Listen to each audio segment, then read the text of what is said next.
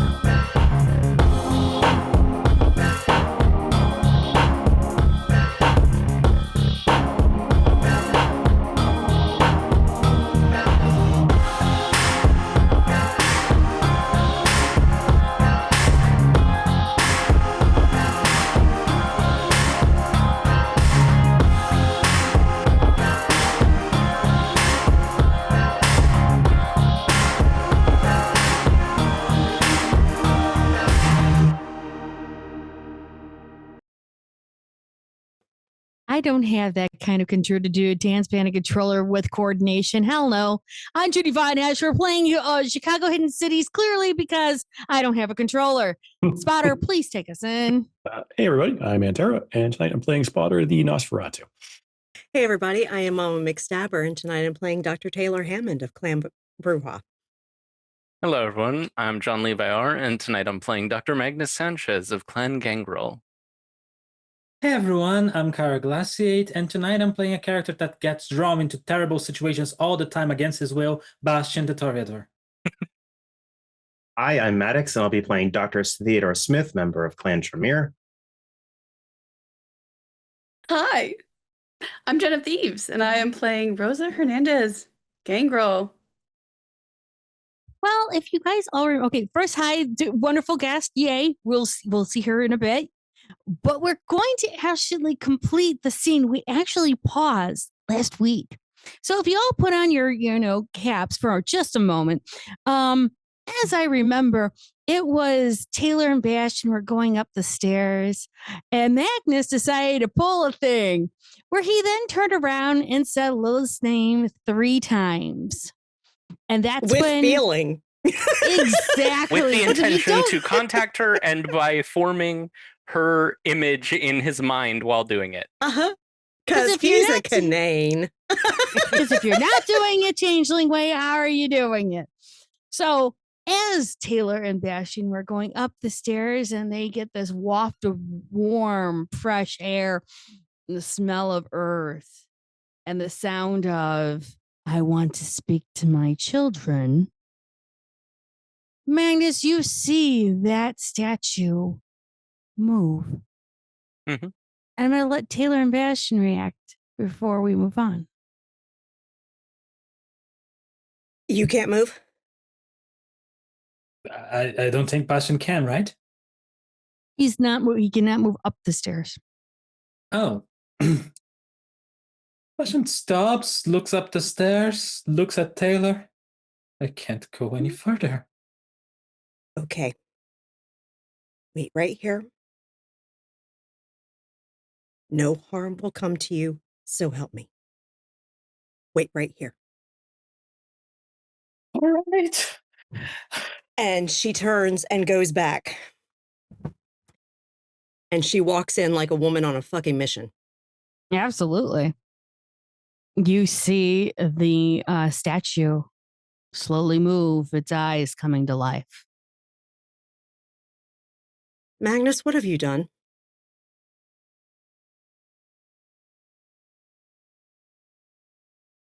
I wanted to speak to her. You couldn't give it 2 minutes for me to get Bastian out of here.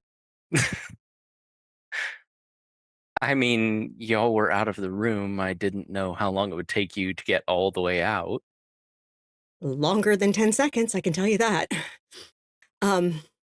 She looks at the statue and says, "What is this?" I was called I wanted to say hello. And to see the person who, the hand slowly moves, who made this. He has seen more than any other. But this is not anything of harm. More of thank you. May I?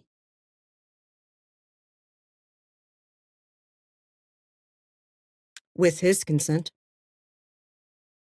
She nods. You know of all of us how important that is. She nods.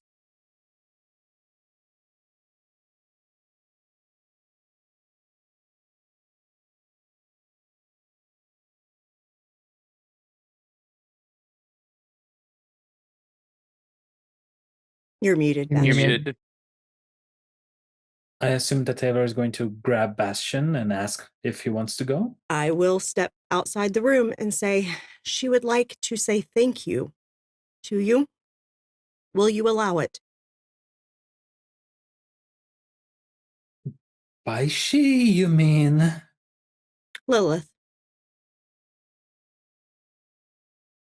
Taylor's face is the most flat and stoic you have ever seen. The opposite of Bastion's. He's about to break. Yes, because she has a conviction that though she Yeah. may feel it, she will never show fear. Total bruja. Seeing Taylor's expression of courage, Bastion, and she promised nothing bad will happen. She said it was not to harm. Bastion starts walking in the direction of Taylor. I will take his arm and guide him in. Yes, Magnus. While that's happening, Magnus is going to look at the statue and just ask, the stories say that you were once Laka, like us. Are those true? She smiles. The statue smiles for a moment as it slowly kind of sways and goes, stories are stories. How much truth do you put into it?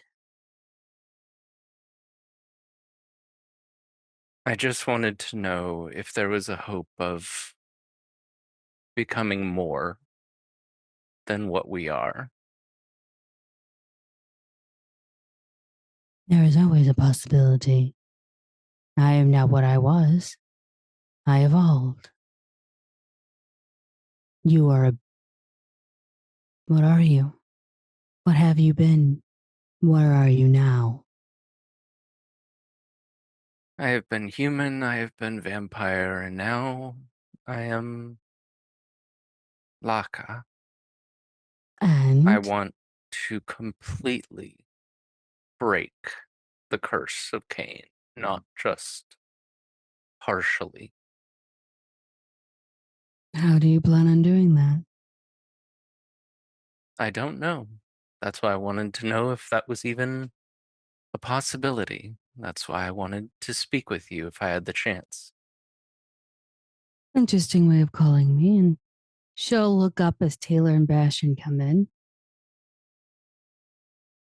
This is the sculptor. She actually bows her head to Bastion and offers, and this is what your sculpture is doing in front of you, and she will offer her hand to you.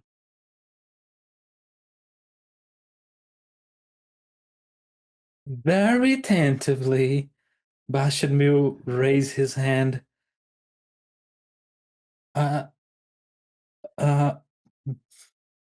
And he touches the hand of the statue. She will gently give him a handshake, just soft, and she'll go, as my daughter and son will tell you, I will never do anything against anyone's will. At the same time, it's very rare for me to thank those that have walked into my children's mind and lived to tell the tale.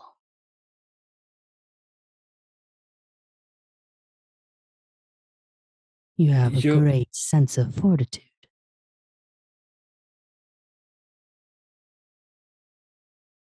You're welcome.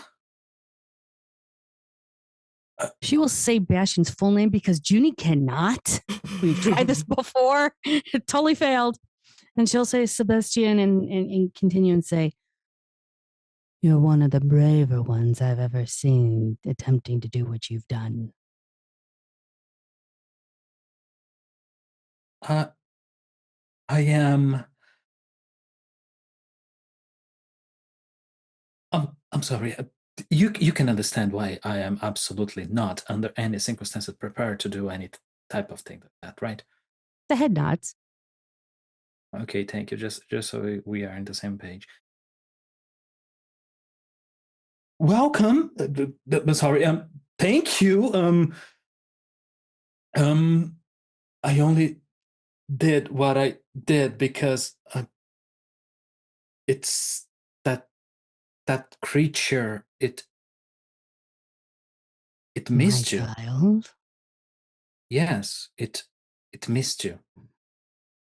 Many of my children missed me. I can't spend, unfortunately, all my time with every one of them.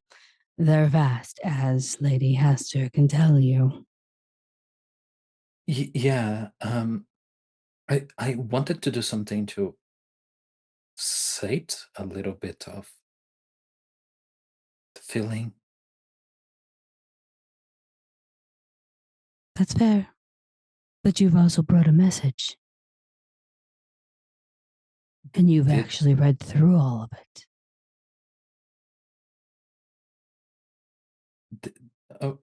Did I? You did. Well, I only try to do things that as best as I can. That's fine. I'm sure Lady Esther and Dr. Carlos understand completely. Yeah. I assume they do. Well, should is there anything? I don't know, anything else? It's rare for me to talk to artists. It's rare for me for those that have survived reading 65 million to almost a couple 100 million years in a week. Many Yeah, people don't have the brain or the stoic fortitude to do it. We're quite courageous to do such a thing. most of it was just water. Of course. How else do you wasn't- survive a comet? It wasn't that interesting of a huge amount of memories. Like I could skip the parts that were only water and darkness. And yet you made this. Yes. I asked him to. And I appreciate that. But he remembered. That's the important part. Oh, yeah. One thing, if I may, Of course. I saw a second figure Mm-hmm. way after I saw you in its memories. I don't want to know its name nor who that was. I don't think I'm entitled to that knowledge. I just want to, know if having that memory is going to, I don't know, send a signal to try and invoke some kind of absolutely weird thing that's going to destroy me. Not that I'm aware of, though I'm sure I know who you're referring to, and that person is still in existence. How's that? Absolutely terrifying knowledge. Thank you. Would you like me to remove the knowledge? No, I'm fine. All right. I would give you that moment an opportunity to purge 65 million years of water, as you put it. I've already had a lot of tampering with my mind. Thank you. All right. Rather ask than take. Thank you for asking. You're welcome. I tend to be a lot of consent, except for stopping you on the stairs. I apologize for that. I rarely get to do this. It's all right. It's okay. He kind of looks at both Taylor and Magnus in complete Taylor is desperation. still just stoic. He's completely desperate in his look, like, oh my god, guys! Magnus is just watching him. It's just like, May the Sure, artist look. leave now. He may, if he so chooses. I'm sure your children have a lot to talk with you. If you need another coat of paint, you can call me, though. The statue looks at its hands and it looks at itself and it goes, from what I understand, your work is timeless.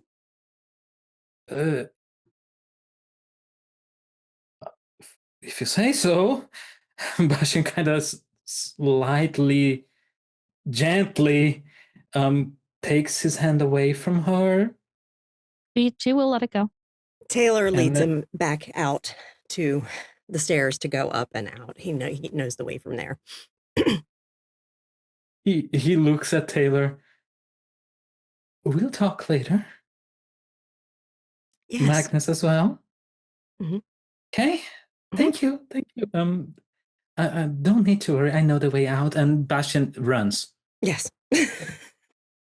And Taylor returns to the room. Full sprint.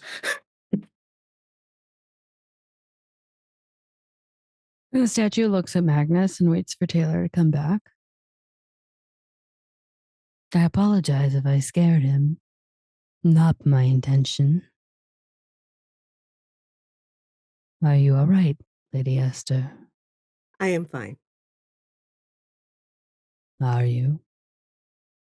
Of course. Is there anything you wish to ask?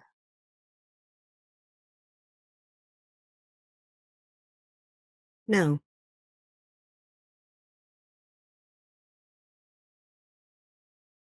Anything from you, Carlos?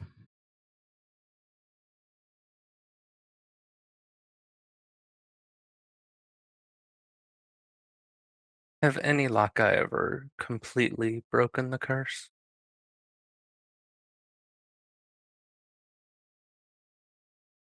As she pauses for a moment, actually thinking, because this woman has a memory that goes back before time.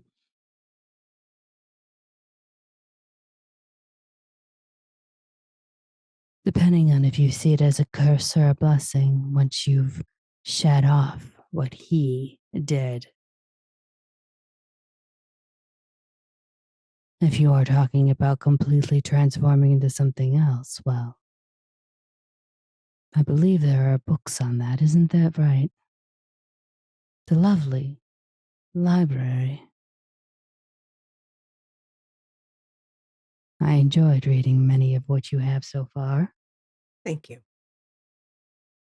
Very nicely done. And she looks around for a moment going, you've made some great connections. May I do something? You may. She nods, slowly moving back into the way that the statue was positioned. And slowly around. Now, I have a question. Where the statue is, you said that there was water, correct? There is. The statue is on a central ground area that has water around it. Mm-hmm. And there are basically like small walk bridges kind of to get to the statue in the center around it. Yeah. As the likeness starts to freeze up, as it is turning back into a statue, it's simple flowers that fall. It doesn't completely fill up the water, but small lilies. And she says, whenever you need one, if you need to bring peace to somebody, you need to gently soothe them for healing. Use these flowers, and I'll bring them the peace they need. They will regenerate if and so if you choose to use more. My gift to you. Thank you, Mother. And she will slowly depart. You will feel it warm. It smells very much like earth and in very deep, like cinnamon, earthy scents and spices. But it's not overpowering. It's just that lingering scent she was there. I'm going to leave it to Taylor and Magnus to have a talk. Taylor is just staring at the statue, and she looks down at the flowers in the water. And then she looks over at Magnus. Hmm. Next time, warn me. Please? Yeah, I honestly, I didn't think that would work because I'm And not explain to me how you did that. okay. So, my mother taught me a lot of the things that changelings know about how the world and the powers in it work. And there are a number of things, rules. There's the rule of images, that you have to be careful what you make an image of, because the things that bear the image, if they're powerful enough, can look through the image, act through the image. There's the rule of intention. If you're wanting to communicate with one of those powers, you have to intend to communicate. It's not enough to just, I mean, if, say, a random kindred read her name and were to say it 3 times, but without any kind of intent, just it would be like them saying Candyman 3 times. They're not actually intending to summon him, therefore he doesn't respond. But if someone intends to speak to communicate with the power, that's where the risk comes in. And then there's the rule of threes. 3 things, something done 3 times, said 3 times, has power. So I asked Bastion what her hair and eye color were in the image, because this doesn't have that. It's all clay. And then, That from which she was made. yes, then I built a mental image of her with the intent to communicate. And then I said her name 3 times.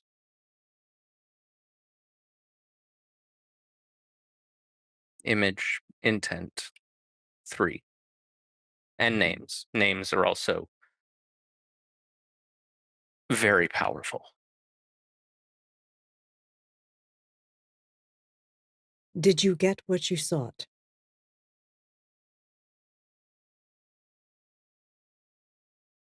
Yes, Next time, warn me. I will.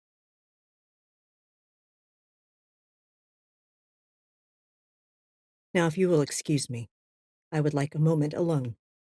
Of course. And Magnus heads out.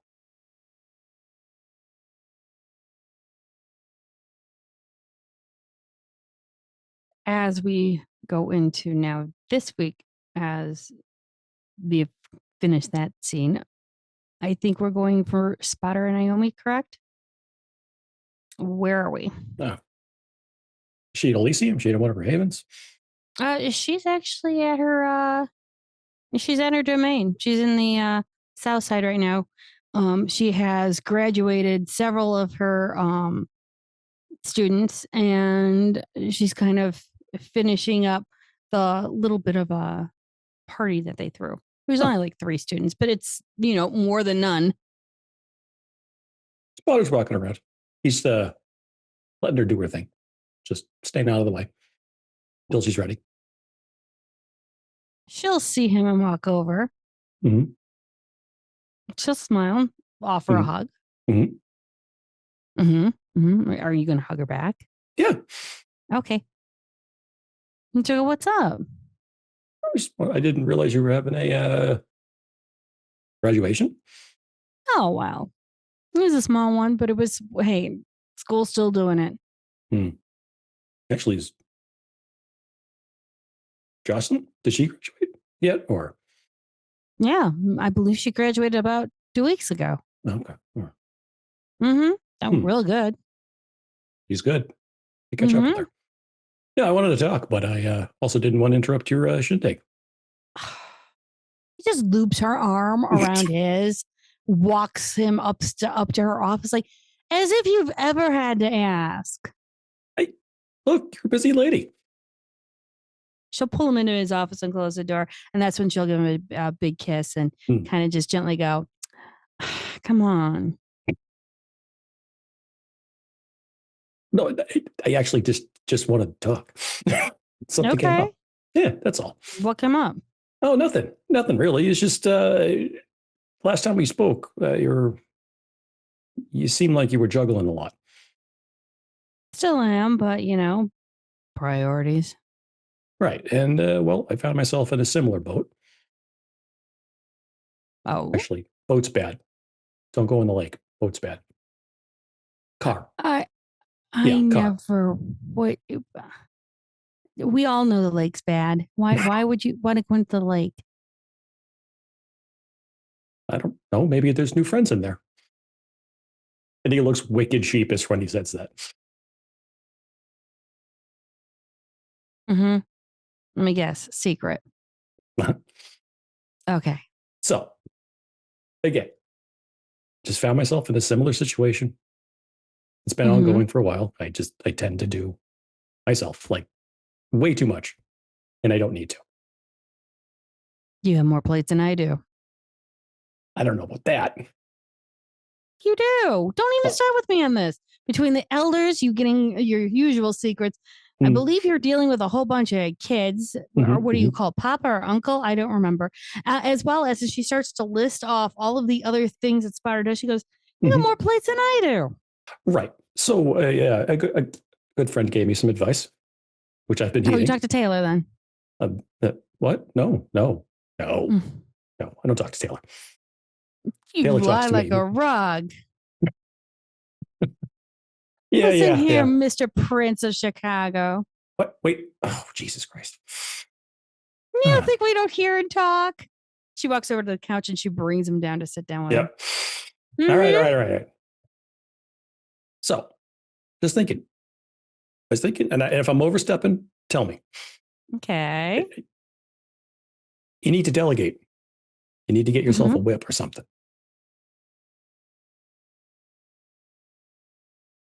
Do it. Don't do that. Darling, are you meaning a whip or a whip? Well, no, I know you have the other kind, but the kind that help you at court and stuff.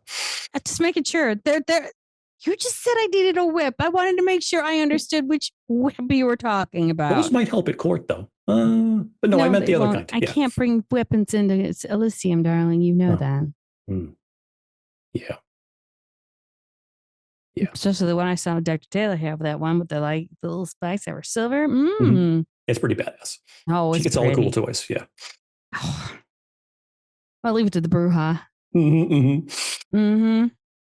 So to that end, again, if I'm overstepping, and he reaches into his coat pocket and he pulls out an envelope, like a manila folder, and it's thick.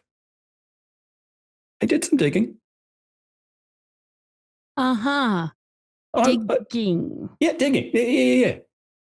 Just maybe some people for you to look over. Might be able to help you out. Let me guess. People that just maybe unfettered by normal Chicago politics. Oh, somebody that you think is the best suited for those positions. Well, just someone that might bring a fresh perspective and rock the boat a little bit. And you gave them the police eye, didn't you? Nope. Mm-hmm. He just shoves the folder at her. Takes a folder, opens it up, takes a look. It just kind of spreads out like a fan. Yeah, none of them are not all of them are from Chicago. There might be some outsiders in there. Oh, you went some prospecting outside, did you? Of course. Left no stone unturned. Well, the way I see it, a lot of the venture in the city, despite their, grand sire being gone, fingers crossed, Keep those fingers crossed. a lot of them are still of that bloodline. So you want to turn around and get new blood from different bloodlines in here? I don't know if it can hurt. It might in the short term, but you do know how ruling families work, don't you? No. You should come by sometime. And while we're watching a Cubs game, sorry they lost. And he gives himself the sign of the cross. As he should. She'll go, I'll give you a little lesson about ruling families in the venture. She kind of puts them all together again. Yeah, I would appreciate that, honestly. I'm a little out of my depth. Puts down the thing, goes, out of your depth. Yeah. How are you out of your depth? Well, like the court stuff is not really in my wheelhouse. Court stuff is just being... Weren't you a police officer once upon a time? Yeah. There was politics in that, weren't there? Oh, yeah, I guess. Yeah. And how did you do that? Why? Oh, no, I just, apparently I was a Nosferatu before I was a Nosferatu, and, I went digging, and then I got my ass kicked a bunch.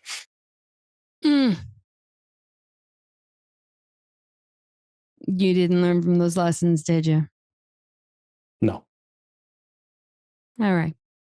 Oh, no, I still got them. I had the information. Didn't make the information any less valid. She gently pats him on the cheek, goes, how about we go and watch a Cubs game tonight? I think I need to talk to you about a little bit about things. How's that? Yeah. I got to meet up with Bastion later, but happy to. Aw, not a problem.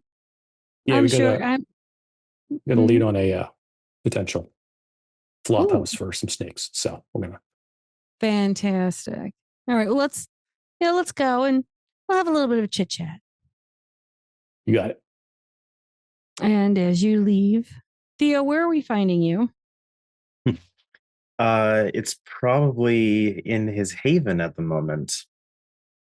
Okay. Setting up for ritual preparedness, as any good Tremere would. As that ritual preparedness is, you start to hear some things in the kitchen.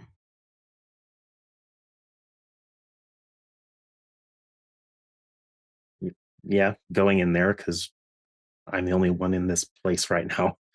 You see a brown snake in there. That's just kind of like he slipped in, and apparently somebody may have forgotten to cover a mouse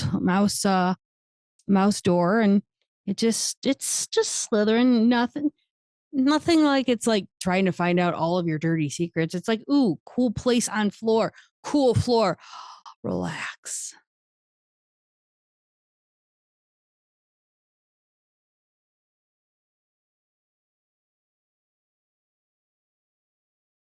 And Theo will, of course, bitch as he walks over. Fucking thing got me to sigh.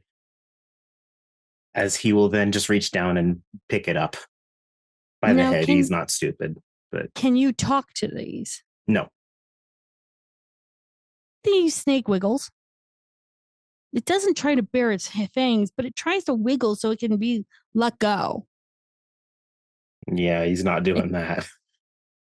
And then he slowly takes his body and starts to wrap it around your wrist, trying to turn at least to get his head out of your grasp.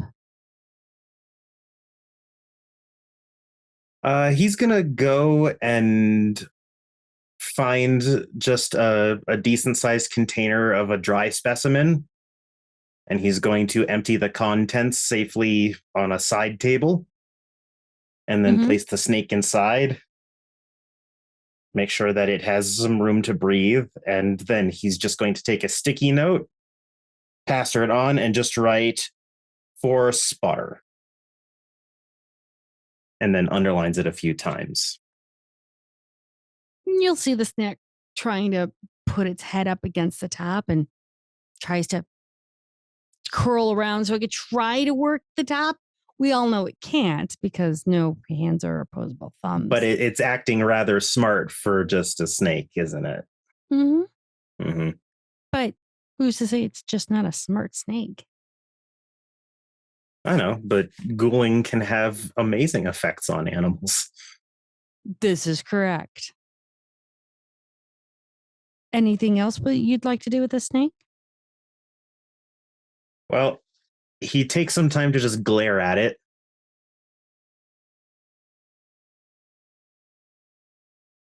And then he's going to throw up some Sense the Unseen and go room by room, spot by spot, to see if there's any places that he can find where a snake could get in. But he wants to try and figure out how this one got in. That's fair. Sensing he's not going to really show you where the mouse holes are. It's just something sensory for him to do. No, he's mainly fair. just looking. You'll only find that one mouse hole. It looks like it was a recent mouse, and the snake just happened to find it. Crazy how things are. He'll leave another sticky note for himself, but it's in a more prominent place, probably in like his office area where he's often the most in. And it just says, purchase snake deterrent. But the word deterrent is in clear quotations. Valid. And then he just sighs and will do his best to keep the snake fed, but he's not happy that he has it. He's going to probably get rid of this snake as soon as he can, probably by just having Spotter deal with it. Okay. But he's holding it until Spotter can talk to it and see if it can say anything of who released you, where, blah, blah, blah, whatever it may have or not. Not a problem. And as we fade from Theo, Magnus and Rosa, where are you two at? That's going to depend on where Rosa decided to come see Magnus, because Magnus doesn't realize he's about to meet Rosa. So, Rosa, he has many different clinics all over the city, mostly in the northern part of the city. Or the north part. They are declared Elysiums, but at the same time, what's an Elysia? Fair. Rosa asked around just to see which one he is most likely to be at this day and or time.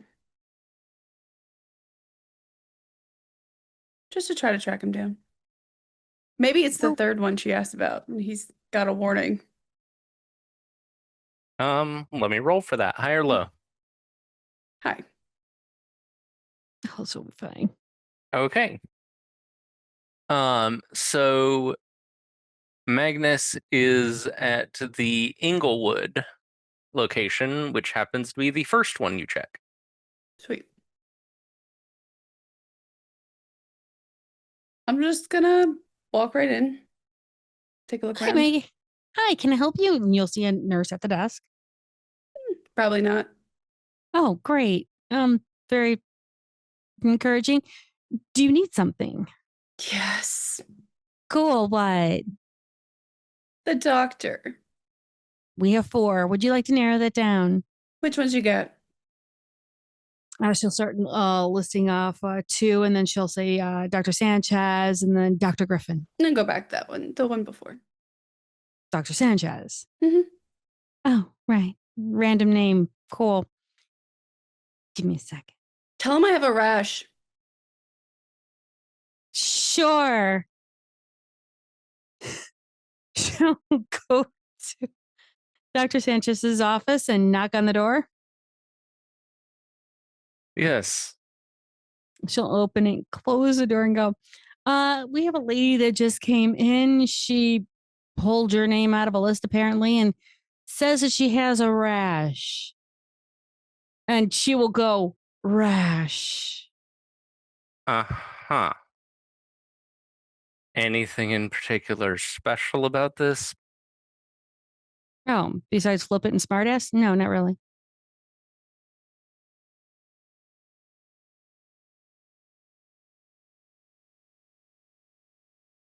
1 second.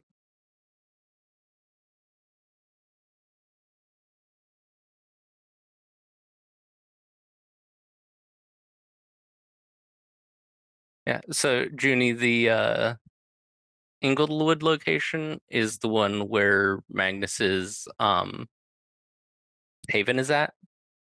Ah, okay. It's the one where the secretary or the receptionist is the. So Magnus would look at her and be like, anything in particular about this? Oh, well, she's definitely one of the. Ah, gotcha. Okay. She's not very happy, apparently. No, that's fine. Send her in here to the office then. Sure. And she will leave, but she'll leave with the door open. And then she'll just walk over to the point where the front area is. And she'll just smile to Rose and say, would you come with me, please? Sure. Thanks. And she will walk Rosa to the office and say, there you go. Thank Please you. go on in. You're welcome. Steps close in, the door. shuts the door.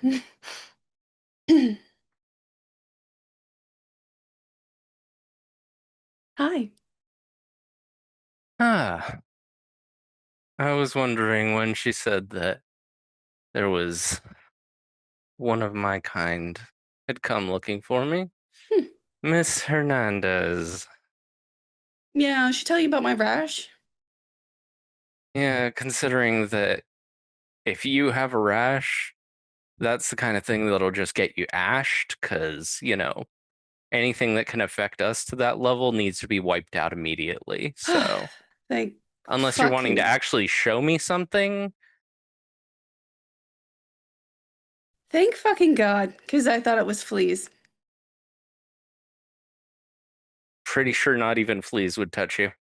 Anyhow, Oh. What do you think you know about me? other than you being Inyanga's kid,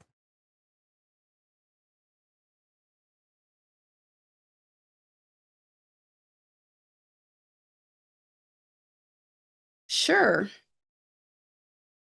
okay. Well, I mean, you're let's sitting there see. talking about like you know me, so let's go. What do you got? Oh, Doc? no, I'm sorry. I forgot how young you are. We can't get fleas. They won't bite dead flesh. Mm. I'll take notes. It's good. Apparently your sire didn't give you anything to take notes on. Typical the gangrel, though.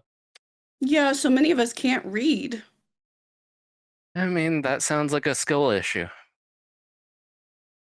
Well, the one skill I know you have is dog sitting, so let's talk about that for a minute. Oh, this is going to be lovely. Sure. What would you like to say? The fuck are you doing? Continuing Inyanga's work after she disappeared and making sure that the Garu don't have another reason to go on a rampage throughout the city? Do they Is need that what you another mean? one? Do they need another one? Yeah, considering the first one was because Loden tried to slaughter them all. Yeah, they generally don't just go wild in the city for no reason. Well, they're definitely going wild. Really. Something tells me they can't help it.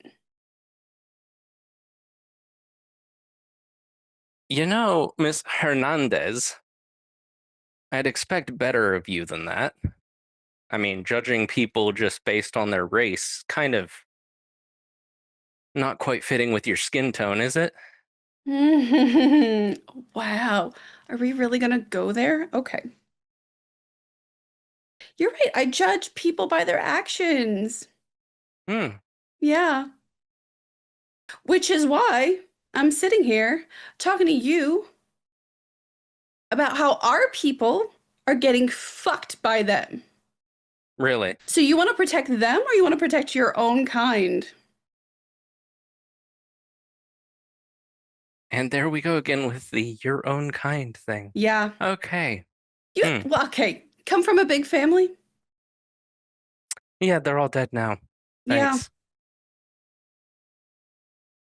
Yeah. Well, I like to think of the gangrel as family. We fight. Mm-hmm. We fuss. Mm-hmm. But I would like to think that when it came down to it, we would have each other's back. Yeah. Is there a problem? Yes. Then tell me what the problem is instead of spewing racist bullshit. Ha! All right. That's a lot coming from somebody. All right. I've been hearing some shit about attacks. Some little kiddos getting roughed up by Awu. Roughed up. Mm-hmm. Some, Trying to keep it on the down low because they're me, afraid of getting in trouble. Oh, of course. Or being attacked. Let me just clarify something real quick. You're saying that the Garu roughed up a few kindred. Didn't kill them, just roughed them up. Oh, I'm sorry. Gotta go full slaughter for you to care? Okay. You know what? Miss Hernandez, have you ever actually fought a werewolf? Hmm?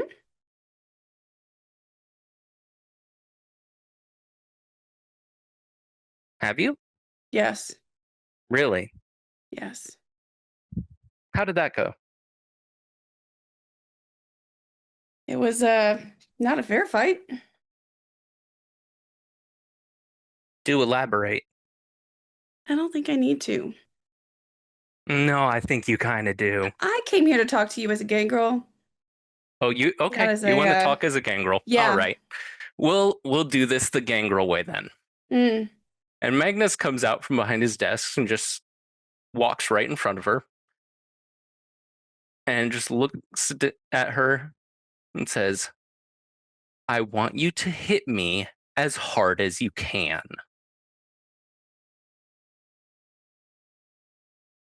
Okay, Tyler Durden, let's go. Just stand up in front of him and take a swing. Okay, roll it. I don't have access to this game. Second, because the sheet. Wow. How to give me a second. Technical difficulties. I'm pulling it up right now.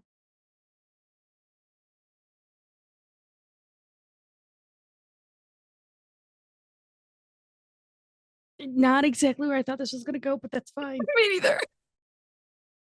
It's totally good. Oh, where are we at? Oh, my life. Your blood potency is 2. Are you going to surge? Me, yeah, sure. Okay. Your original stats for strength is a 5, so I will let you surge accordingly to that. And I'm assuming you're going to do brawl. Your brawl is 4. If you'd like to use your specialty of claws, you may, and that's going to be giving you a 5. Yeah, so, we're posturing. I'm going to give it what I got.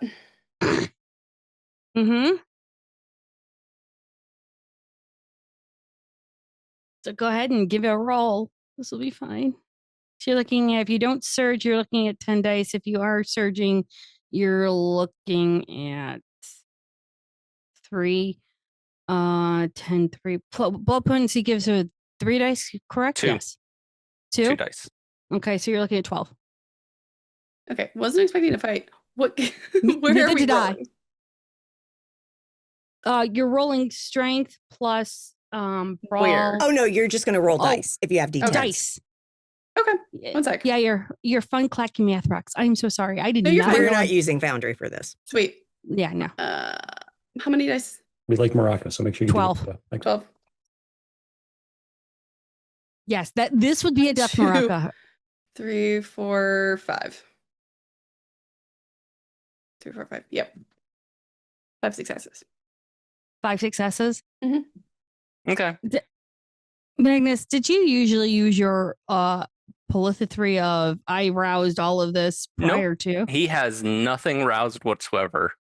Rosa does take one superficial because her fist hits him, and it's like his skin is made of stone. And she takes one superficial from that. Okay. Magnus takes 5 superficial from the hit. Okay. Not bad. But, that wouldn't even be a love tap to a guru, so how about you hit me again?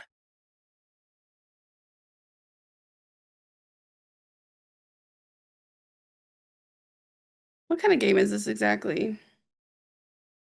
Oh, did Nyanga not teach you this? It's called 2 for 1. You hit me twice, and then I hit you once.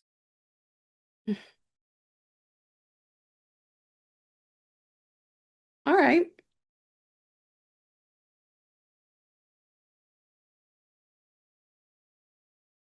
And Yaga didn't teach Junie this game either. Right? Well, please.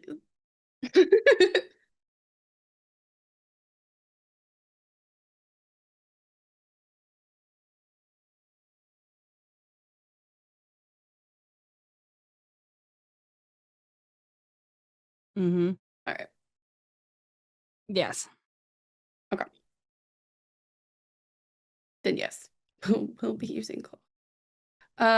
Rolling one more time. Oh, okay. 1, 2, 3, 4, 5, 6, 8. That was 10 because of crit. Oh.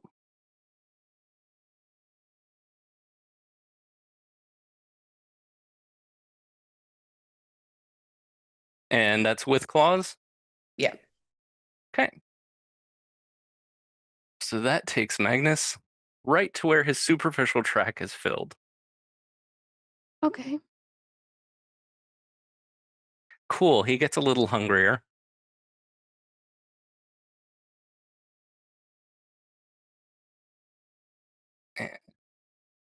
Does not get hungrier from that. So just roused prowess from pain. Of course you did. And roused his strength. Mm-hmm. So that puts him at a 14 dice for strength. Try not to have fights with our guests, but here we are. It is good to see Gangrel education in action. Not wrong. Right.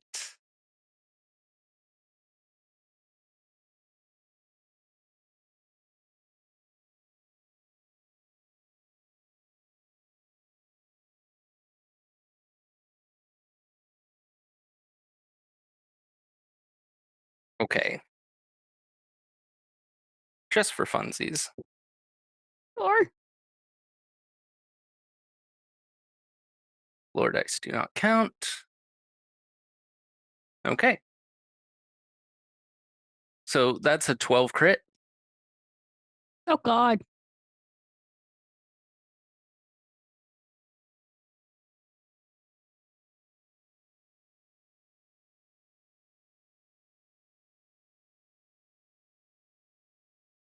Mm-hmm. Did Magnus just lick someone unconscious? That's the goal, yes.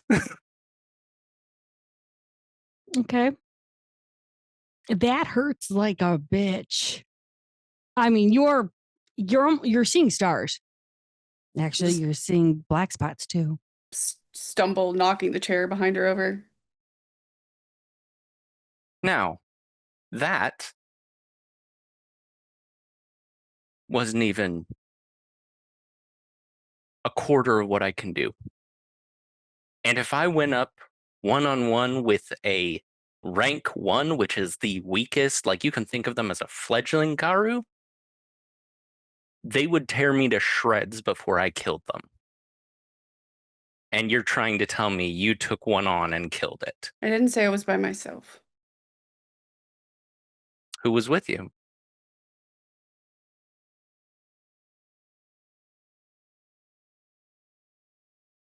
I see how this is. Point made. You are more than able to protect yourself, so you don't really give a shit about the rest of us. That's fine. No, it has nothing to do with that, Ms. Hernandez. It has to do with the fact that you seem to be under the misapprehension that if the Garu actually wanted to kill your friends, they wouldn't have been able to. That's not what I'm saying.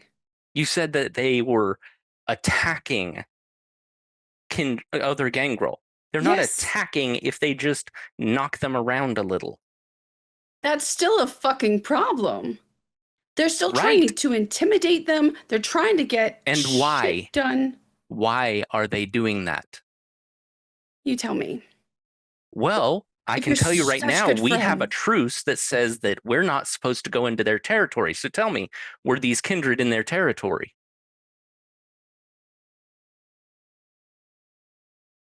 Outskirts? So that's a yes, they were on Garu territory.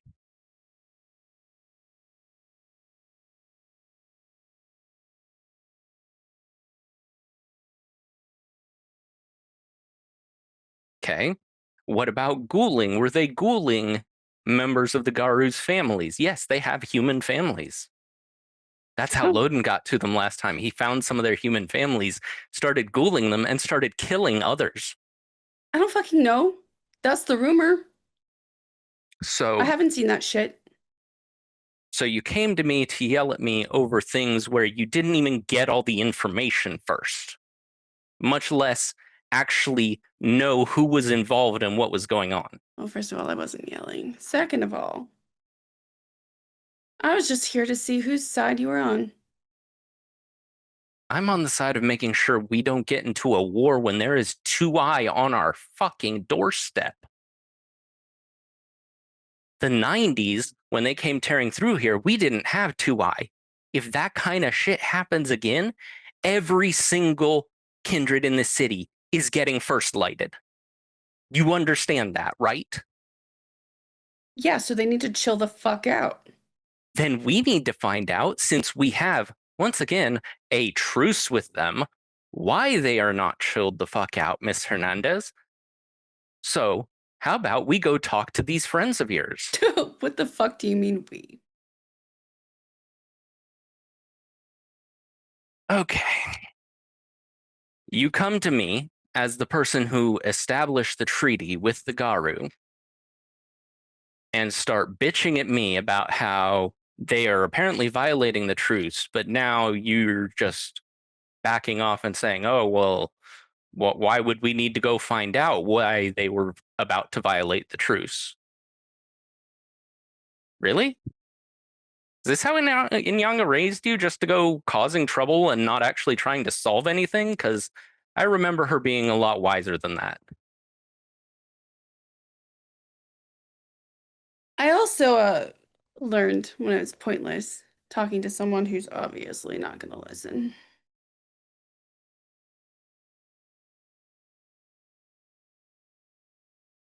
I need to make a decision real quick.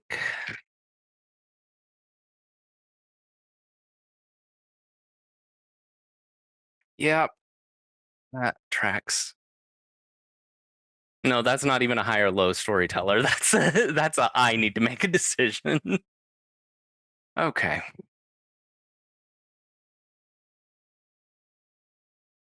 You're operating under a whole bunch of misapprehensions about the Garu, so you're gonna come meet them. And Magnus pulls out his phone and sends a text questions like, I've got a influential but problematic family member that is under a lot of misapprehensions about how you people are.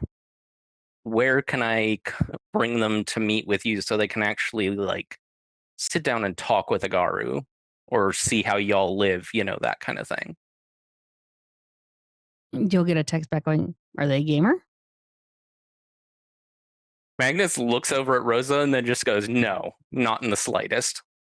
Oh, damn! Well, I need another for D&D. Shit.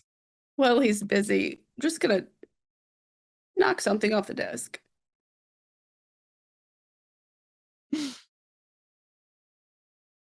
Do I need to come over?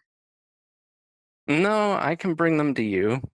Oh, I mean, no. If you want me to bring them to other people, I first kind of need to meet them, because then if you want to meet my people, whole thing. Sure. Fine. Either in 10. Okay, thanks. Sure. All right. So we've got the Garu liaison coming over. So you can formally present your complaint about the behavior of the Garu. Formally. Yes. Is there a form to fill out in triplicate? No, there's actually talking to people instead of, just jumping to violence. I know that's, apparently you're one of the gangrel that's just like jumped to violence. So you have fucking heard of me. Again, I know you're Inyanga's kid. Apparently you're one that she wasn't able to actually train right. So that job now falls to me. Stop bringing that name up.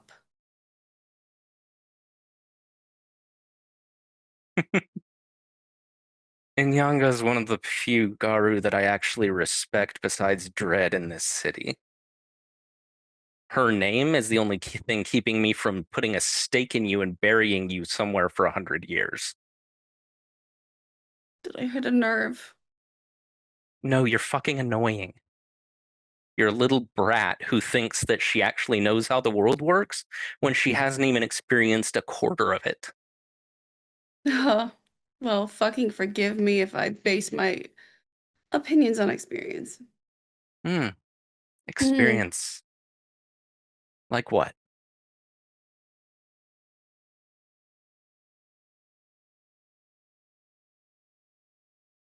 You don't really invite a nice, heartwarming chit-chat kind of vibe. I'm going to keep that one to myself. Your funeral. Apparently my 100-year nap. Magnus goes and opens the door. There's questions. I have questions. For Rosa, she stands about 5'6", 5'7", black hair that's kind of curly, but it's all formed up into kind of like a mohawk that goes down, and all the tips have different colors. She's got a tracksuit on that's open, that's got a blank tank top, and she's very tan. And she'll kind of look over, give like a wave, and do I have to go formal? She'll look over to Magnus. Well, apparently, Miss Hernandez here has some issues with how the Garu have been treating some gangrel that were in their territory, so... Okay. Hi, Zora Peterson. Bonar Ragabash. My name is Questions usually. So, questions?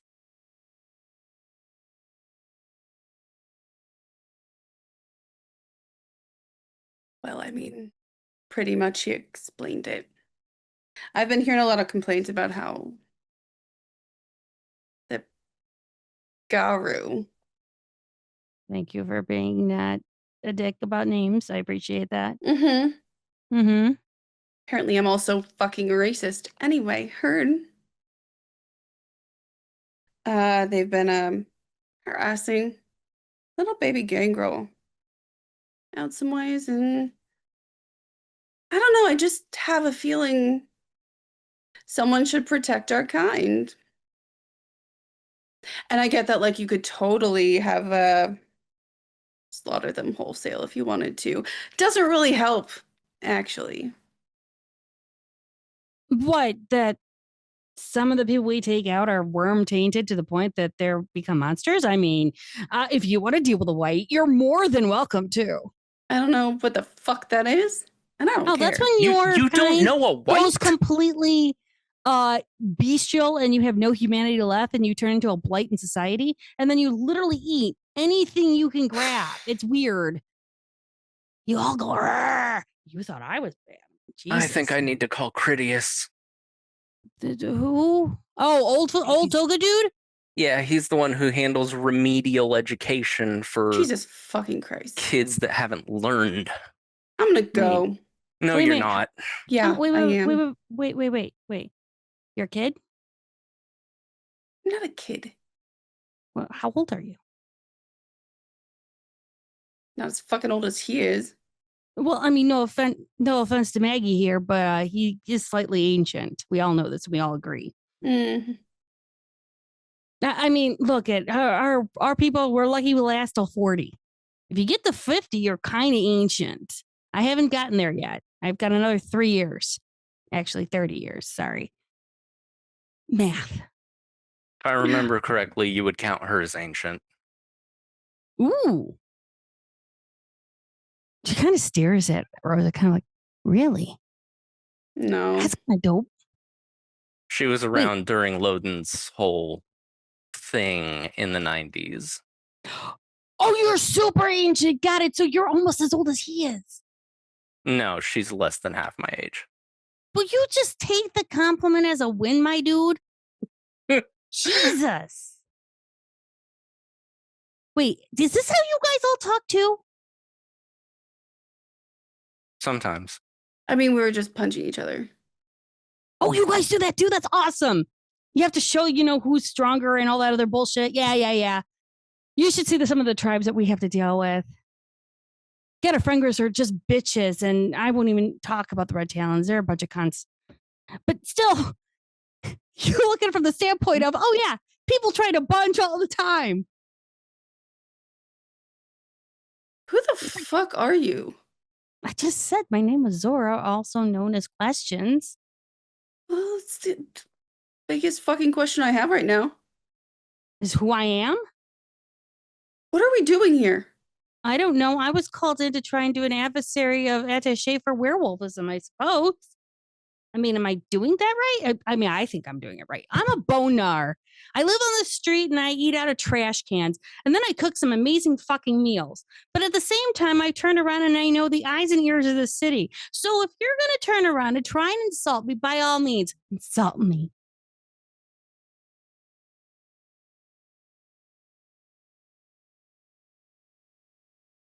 I'm going to go. No. Just heads for the door. Magnus just stands in front of the door. Are you? Oh, move. It's fine. No. She wants to go. No, I told her she either learns or she gets to take a couple 100-year nap. I don't know. I might forget and throw her in the lake instead of, burying her somewhere. We don't talk about the lake. It's kind of like a song that will be written somewhere about some Bruno dude. We don't talk about that. We never address that. Yeah, you really don't want to. And I'm sure if we're knocking around some of you all, wait a minute. Are we talking about those camps that are like not exactly in the city? They're like outside the city that people are coming from. Is that the one you're talking about? Uh-huh. Milwaukee? You're telling me this is about the fucking idiots that are camping out on the Goblin roads? No. Entirely. They're down from the Goblin roads. I mean, some of them survived.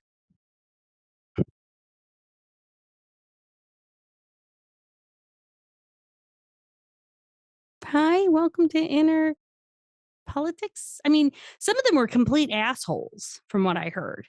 Well, they're from they're Milwaukee. My assholes and my idiots. Well, I mean, totally fair, but at the same time, they're roughing up some cubs. Now, I don't know what you know about us, but our cups are really exactly as strong enough as, say, I don't know, Colossus over here. But at the same time, we're looking at, maybe we're trying to move some of those people out of your people's way, because I don't know about you, but I don't want my sister fang banged. Oh, you do know what that means, right? Uh-huh. Okay, good. I mean, I asked because I don't know, hence why my nickname is Questions. Mm-hmm. At the same point, I mean, if you're wanting to talk about some little, tit for tat, I mean, your guys has decided to turn around and go through a couple of neighborhoods that weren't in Chicago, so therefore not part of the treaty, but they thought they could turn around and skip and jump and do all the fun things and terrorize humans. So I think it's more of, I understand they're scared widow vampires, but at the same time, we're scared widow werewolves and clashing like cats and dogs. Okay. My point is that needs to stop. Well, sure, if they stop being dickheads. Well. Oh, that's right. From what the good doctor says. Mm-hmm. A little annoying kindred isn't really going to mess with your plans all that much.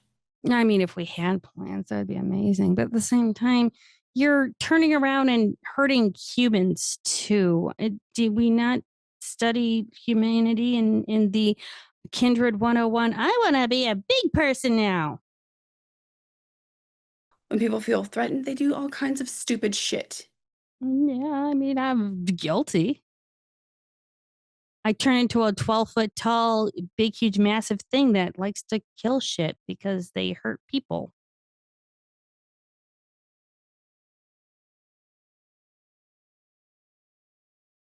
But if you ever need a D&D game, I'm happy to bring you at the table. Why not? What's D&D? Dungeons and Dragons? Oh my God.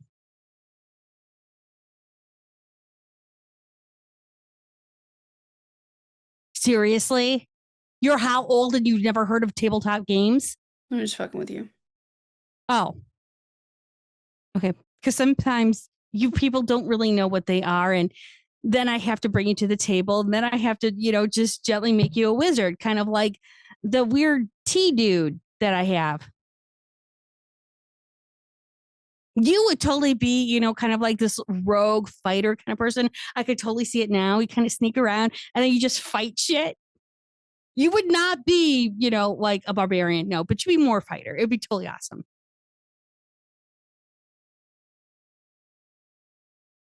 I'm busy that day. Oh, I mean, it's any day. That one too. How about the one after that? Or 2 weeks from now? Schedule's packed. Really? I totally can turn around and readjust your schedule. It'd be fun. Mm. Do you like dice? Like gambling? I mean, you could gamble. Well, it is. It's kind of gambling your character's life, so you're not wrong. Looks to Magnus like this. Seriously, this one? I'm better than the other ones because the other ones wouldn't ask you questions and be as diplomatic as me. They would normally turn around, get 8 to 10 to 12. They get really big and then just bite your head off. But I'm having a conversation with you because I want to understand you and your problems and understand where you're coming from. So therefore I can bring it back and say, hey, look, maybe we not turn around and do maybe here or here. Do you have specific places? The decoy. Arrow. If I was a decoy, that would be not me. That would be Corax. Do you know what a Corax is? No. It's a werebird. And trust me, they are just... think I'm much. Wear shiny things around them. Okay. Well, this has been a great conversation, but it hasn't really solved any of my problems. So, well, that's because you haven't told me where the problems are at. Ooh. Yeah, she kind of does that. She doesn't actually give any specifics. She just kind of bitches generally, and then she's a shit distorter. Says, "Oh, you're not going to help, and I'm going to leave." Got it. Okay, so then we follow you. What? Are we like going to I said, follow? we should go talk to these gangrel that have a problem. I love talking to gangrel. You're our cousins. We didn't really know we had, but now we do. Oh, yeah, you didn't realize. Some of your people turn around into big, huge beasts and grr. Well, we do that too. So we're kind of cousins. You're just more on the liquid diet side. Civil War cousins, maybe.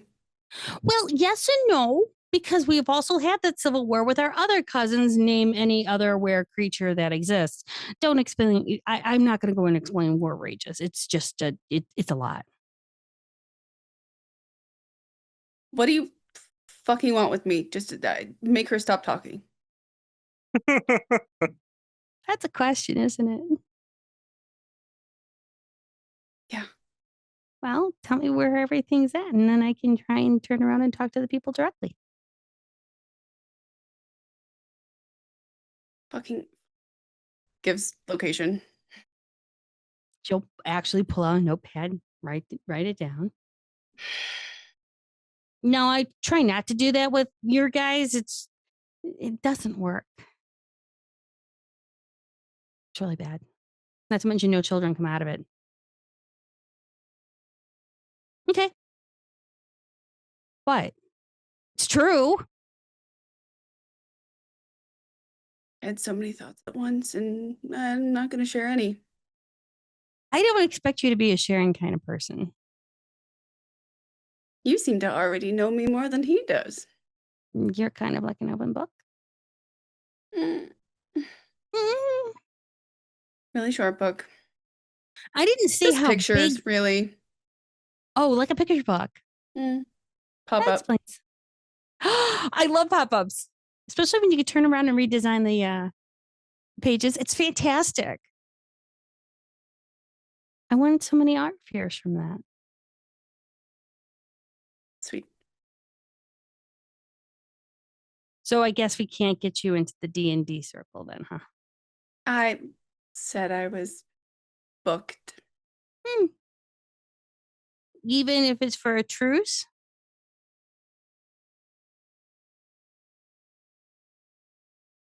You know what? Depends on the terms. Well, he wants you to meet us.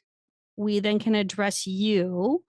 Your issue. So how about what are your big, huge poobah rules about walking into sacred spaces and walking out unharmed? Are you asking if I'm gonna Safe behave passage. myself? That's it. Well, no. Where I'm offering you is if you want to meet my people, we offer you safe passage to and from. You address your concerns. We talk to you about it. You learn about us. And then, kumbaya, we roast wieners on the fire and you just watch us eat the hot dogs because I don't think you can. Can you eat? Oh, wait. We'll bring you some hot dogs from after the end. There you go.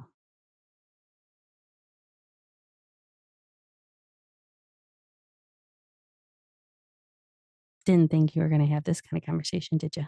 No. Okay, good. I love meeting expectations. I have different ones now.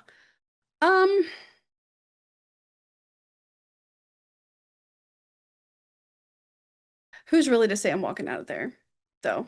Oh, 110% you'll be walking out of there unharmed because safe passage is safe passage. We do not go back on our word. Right. Sure. Because why would we? I mean, do we want another blood hunt again? Why wouldn't you? No one would fucking know. Oh, I'm sure they would know because Maggie over here would be coming and bringing you. Yeah, and he keeps his fucking mouth shut because he loves you more than us. No, he doesn't love us at all. I mean, he tolerates us. Xavier, why? And that's because he was betrayed by your people. I mean, I'm just saying. Yeah, no, I'm well aware. I was there when it happened. Well, I wasn't. There's a reason I don't respect most of my kind in the city because most of them just let him march off by himself. Valid. I mean, I'm just saying, I will promise you when I give my word, I mean my word, you will walk in and you will walk out unscathed. Oh, your word means little to nothing to me. I give you my word. How's that, Rosa? Not much better. What do you want? A signed treaty to show that you're going to walk in and out? Do you want me to brand you? What will make you feel comfortable to walking in and out of things? You tell me, help you. How long is this meeting? I don't know. It depends on how long it takes. How about it won't take more than a night?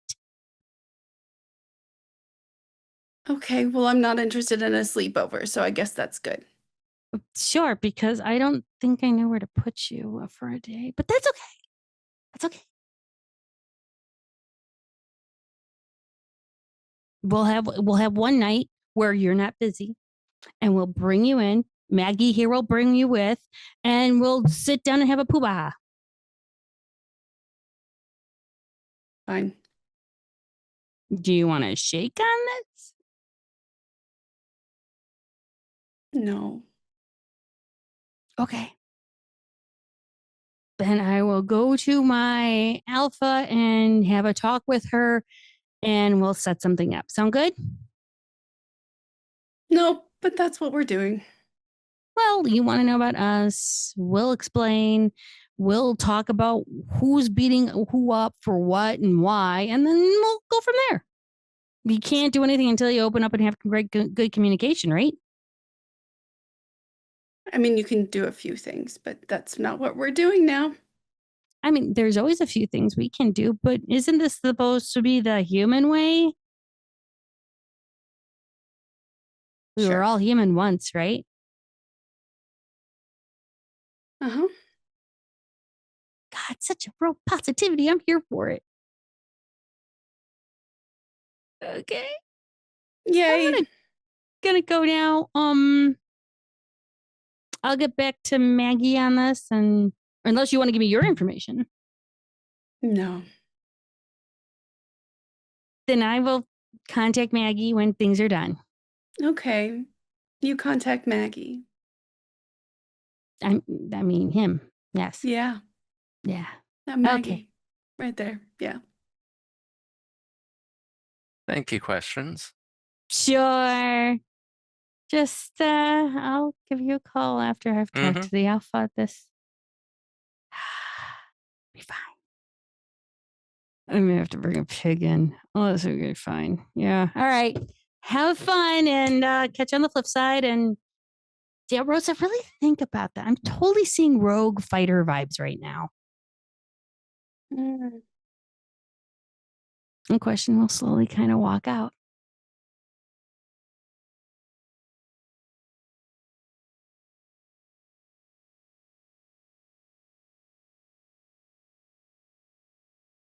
What the fuck?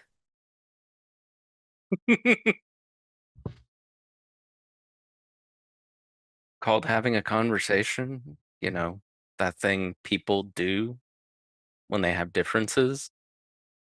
How could you keep track of the conversation? By listening and paying attention. Oh my god, do you play Dungeons and Dragons? Yes. Every week. With her? Yeah. Yeah, I'm definitely out.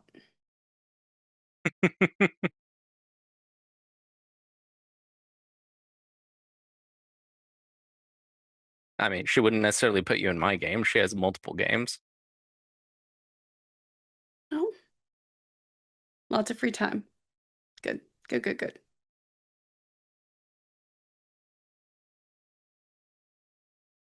Good punch.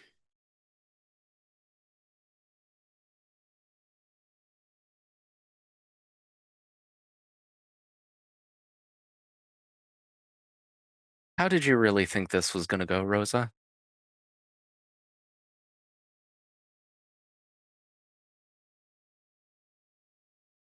I don't know. Better than this.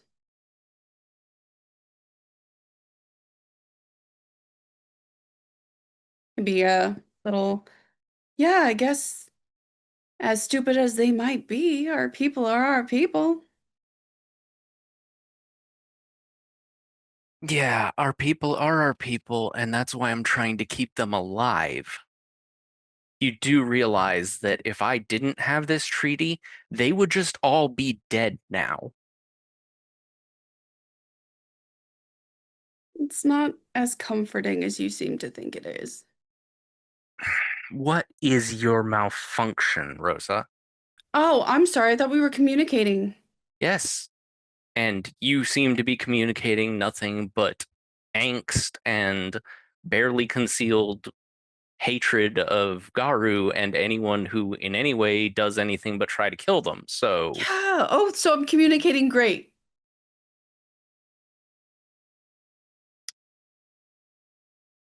you're certainly communicating something. I agreed to go. I'll go. Okay. Then I'll let you know as soon as it's time to go. Fine. And as Rosa leaves, I think this is a great time to go to break. We will be back in a bit. Y'all take a break if you need it. Okay, we got him. What a first part. Holy crap. I'm not gonna even recap it. Just watch the VOD because that's just a lot.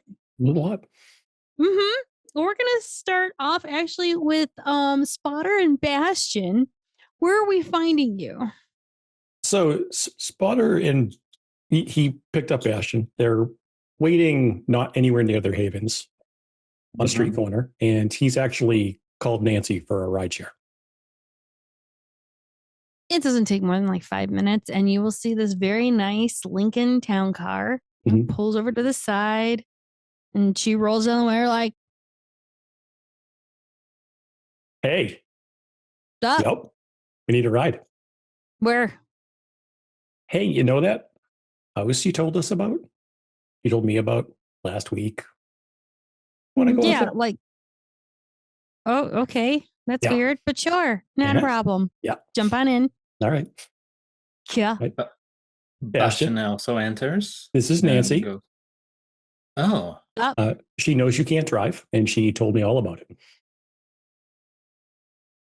I didn't tell him all about it. He knew about it. I instantly don't like you. That's fine. I don't really care. It's fine. You should. Not really. Oh, you should. I'm a great deal in the city. Sure. Okay. Mm-hmm. Do you know how many people have said that in the backseat of the car? Do you want me to go on the front and say it? You can go anywhere you want in my car and say it. Just, I've had a lot of people say that. Interesting. Yeah. By the way, just kidding. Bastion.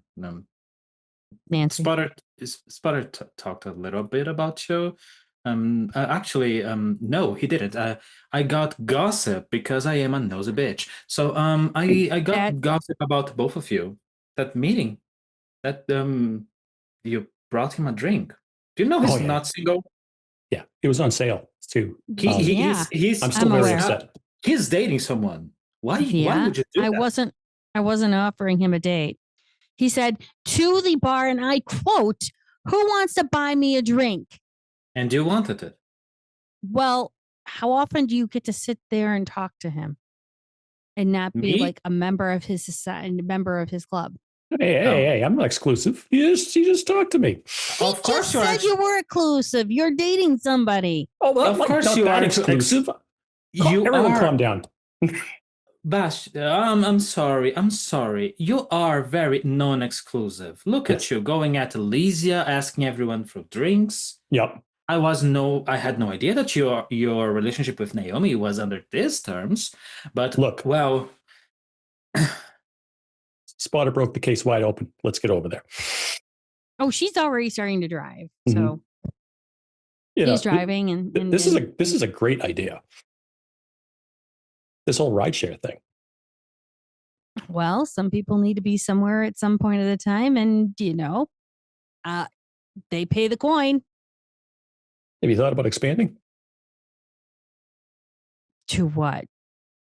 More cars, more drivers, more people drunk and talking in your back seats? Oh, I have thought about that. It's going to take some time. Huh. Okay. Which I don't mind. It helps me to slowly, shall we say, learn about the clientele I'm taking. Oh. Well, Chicago is one speed. Mm-hmm. Yeah. You want actually to go specifically a teacher that teaches driving and things like that. And have him around checking quality of the ride often really helps in regards to people actually telling and talking about things. So if the drive is a little bit rough and problems happen, then people don't talk much. That's why the Lincoln Town Car, because it's a nice smooth ride, no bumps, even if there's potholes. Yeah, you're doing good work, kid. Thanks. How old are you again? Chronologically or non-chronologically, it gets to be a blur at times. The one that you're most comfortable with. Well, I mean, the last time I celebrated birthday was 26. Okay. Oh my God, getting close to my birthday. Why did I remember Happy that? birthday? No, that was more like 100 years ago. That the last time I celebrated. I stopped counting. Yeah. Tell me about it. So, quite new. I like the entrepreneur deal that you got here. Say, I got a few friends. They like do what's the name of that thing they do in the phones? Not the internet thing, the other thing. There's a lot of things people can do with phones. You want to narrow this down just a little bit for me. Fuck. It's no, they do that drawing. too, but no. Yeah. It's specific. It's anyway. I have contacts in regards to technology and things like that. I can get you hooked up on that. They got a few ideas there. There are a bunch of crazy things, but well, we can build an app. That's the thing. You want to build an app? Yeah. Yes. No, not me. My children. They are very good at that. You know coders. Oh, I believe I got a few of them. What languages? I want you to what? English. What are you talking about? The coding language. Go back into this conversation. A few phrases. Remind yourself of my abilities with technology, and then see if that question is relevant to ask again. I don't know what your abilities in technology are. You just said you were over 100 years old, so I'm assuming that you're educated and wise to understanding the newest technology to keep up with everything that's going on in the world. Your suck-up game is really good. Thanks. Like, oh my God. I'm looking at how you're doing Trey Chic right now. So I'm assuming that you're totally, going underneath the vibes and looking casual, yet simple, but yet having a very fun and very authentic vibe. No, I'm too old for that shit. Like I'm tired of going at Elysian and doing exactly things like that. So I don't even bother. See, there's a lot of people that do bother, and those people, oh yeah, they are terrifyingly stupid, dull, and boring. But most of them have a lot of money and enterprises and things like that. They are supposed to be your clientele, so perhaps you should go about getting a feel there.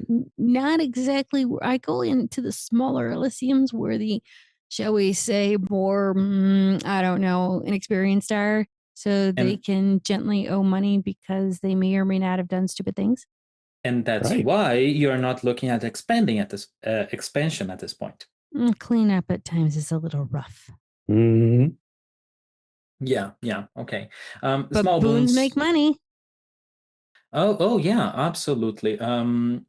Anyway, do hit me up if you want to do some meetings and talk about technology and apps. So I got my people. They can do that for you. Or perhaps you already have talked with them. You'd have to give me names. Would have, wouldn't I? Anyway, that is. I see that dodgeball not hitting. Got it. Please try harder. I don't have to. You're hitting my 1,000 range right here. We're good. Exactly. You're having a lot of great information given to you for free. Isn't that fun? And she'll kind of look over to Spotter and be like, I'm surprised there What? not a catch What? to the information. Why would there be a catch? Yeah, Because there's always a catch. Of course. We help you. You share. Mm-hmm. Oh, so you want me to gently open up about things that I learn about while I'm driving my clientele? Fuck yeah. Why are we talking? You asked for a ride. Yep. Mm-hmm. And I'm driving. Figured this would be a good place to chat. Got it. Very, very private. Mm-hmm. Oh, I understand how private this is. So, have you ever driven anyone that goes by ministry, or perhaps the more common acumen, perhaps a little bit before your time, Setite? That's I believe I was explaining to him I can't see clan because I don't have the talent. Yeah. Let me I couldn't rephrase tell that you question. what they look like. They are especially sleazy. A lot of open button shirts if they are male, with no shirt underneath. Ugh. Lots of stamps. All of them, however, love the color red. For some reason, Egyptian theming, and they all hate bright lights. So we are talking about shades at night. I mean, I drive at night, so the lights are off in the car. No, I'm talking if you light up that little light up here, they are going to be really fucking pissed. Of course, they will be, oh my god, I'm so tired, my head is hurting. Could you please turn it off? They'll be all nice about it. I mean, I do get some of those where they've fed off of club people and are literally either drunk or high off of whoever they fed off of. Yeah, we would like those names, please. Specifically those.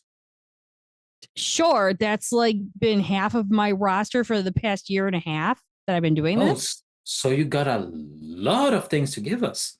Mm-hmm. Sure. Perhaps then the information I gave you is not for naught. Would you look at that? So you want me to give you between 300 and 500 names to see if you can weed out who's who and what's what? Mm-hmm. I mean, yep. Okay. It's not that hard. Well, you'll have to give me like a day or two because it's all in a database spreadsheet that's in my computer and not in my car. A database spreadsheet?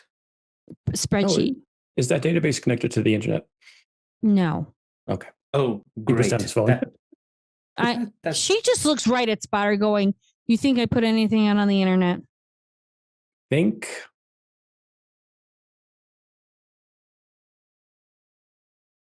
You seem savvy, so you? No. I've heard about SharkNet and what happened. Oh. Now that's good. Do you know where the hunters are? We all know not to go to O'Hare. Oh, but only O'Hare. Mm. Oh, well, any other religious organization, unless you're talking about someone that likes to be more, shall we say, shadowy. Let's do it that way. Do you know a university called DuPage? Yeah, that. College of DuPage over don't go drive there. I don't. That's western nowhere suburbs. Nowhere near Wheaton. Yep. Yeah, I already don't go there. Good. Perfect. Keep it that Then you way. have nothing to worry. Sure. Cool. You know that's all red flags now. Oh, Wheaton? Yeah. Black flags, not red. No, I said red flags, as in don't go. Caution. No, it's black flags, not red. If you go there, you're not coming back. Oh, got it. Right. All right. Anyhow, sure. Mm-hmm. And she's driving, going like, all right, well, I can I can get you the list of, I think it's about 500. Maybe it's 1,000 now. I don't know. I have to go through it all. Do you want places they got dropped off at? What do you want for information for that? Shit, do you have that? Yeah, I log everything that I've done during a ride. Well, I've throw in learned everything? that. Okay. I mean, look, when you've got a sheriff that turns around and wants to know ABC, XYZ to the point of the nth degree, I've learned how to turn around and categorize everything so that I can say exactly where I've been, how I've been, and where I was and doing what with who. Oh, yeah, she's fucking terrible at bowling. Like, oh my God. Anytime that we go bowling, she is so bad at categorizing things. Like, no, I hit that when she clearly didn't. I get what you mean. Yeah, so I make sure my database is solid. At the same time, I would never hook it on my computer onto the internet because you never know who is going to try and hack into it. You are a smart cookie. Congratulations. Right. Thank you. That's not free. This is really good. We do want to help you. Help me. Yeah, I think it's expand. more of oh. You Sure. said you had 500 people. How long a time was that? 500 people. 500 or 1,000, about a year and a half. Okay. Now, if you had 5 other people. True. But Right. again, I'm trying to slowly get that quality. You can worry customer. about quality. Exactly. You can worry about quality. You have a couple of people to do maybe the stuff isn't as important, but it can be sifted that's through. delegation. You want me to delegate and become a leader. If you still want to drive, by all means. Right. Oh, definitely want to drive. Yeah, no. See, we want to help you. This isn't like big. You'd be in charge of hiring your own people. Like, we're not saying we're taking over your business, but far from that. We want to Are fund. you telling me you're going to be giving me capital? The capital will start a business. Well, I have a business. What I'm saying is that are you going to be capital and trying to help fund me and become that silent partner? How much would you hire, I don't know, a specialist team that would do the zap thing that you said about? How much? And while you are thinking about that number, also think about people that can do merchandising, that can help spread your word about the whole deal that you got. I don't know if you're wanting to go to Elysia to get mortals, or I don't know if you could. Perhaps if you wanted, perhaps I can do that. If you're only kindred, word of mouth is a great thing. Mm-hmm. All right. I already got numbers, but you want them now or you want them later? Nope. No. Go about your night. I don't want the numbers at all, actually. Just think about how much would you expend on that. And we are offering that. Mm-hmm. Okay. Where do I get that at? You give us the information. And then you pay. Oh, no, I'll pay you right now. What? Who do you take me for? And Bastian actually I don't take you for anything until you show me. Oh, yes. You take me for a lot of things, honey. You already showed it. And Bastian actually gives her a card. That's a card of one of his Toreador Plumer, specialized in tech. Mm-hmm. And goes, he is no DJ that plays a very repetitive song every time someone enters a club. in regards to his stack abilities, but I heard that one, Brick House. Yeah. Yeah. Yeah, she knows. But Misty. he's good. Yeah, she knows he's Misty. good. Oh, she knows Misty. That's Of course. amazing. Who doesn't know Misty? See, there we go. No, that's good. That's good. You're very well connected for someone that doesn't like to go to Elysia. Doesn't mean I don't go to other places. Yeah, she drives Elysia around, so that's the difference. Absolutely. But it's always lovely meeting new people, especially people that are smart. Yeah, and she slowly pulls to the corner and be like, okay, well, I would drop them off here. And they head that way. And she'll point down the road and she'll go, after that, I can't tell you where they go. That's perfect. Fair enough. Okay. Well, you guys have a great one. Thank you. Be in touch. Sure. And as the car pulls off, Bastian looks at Sputter. So, want to talk about that? I thought it went well. The fuck were you doing, Sputter? Huh? Oh, you know, what? No, I was cracking the case wide open. That is very clear. Yeah. I just turned around and just called out the entire release here and said, "Who's buying me a drink?" That's what I do. I crack cases. Who told you that? Me. Figured. Spotter, I do appreciate a bold strategy. Really. I am known for being bold. Perhaps you shouldn't pull into a table of poker and as the first move, put all your cards, your wallet, pull up your pants, and also your key to your house and say, who's up in the ante? Yeah, all in. I like the strategy, Bastion. That's not a thing that you should do. What? Everyone quits usually at that point. Once I have my pants off, everyone's done. Exactly. Not everyone.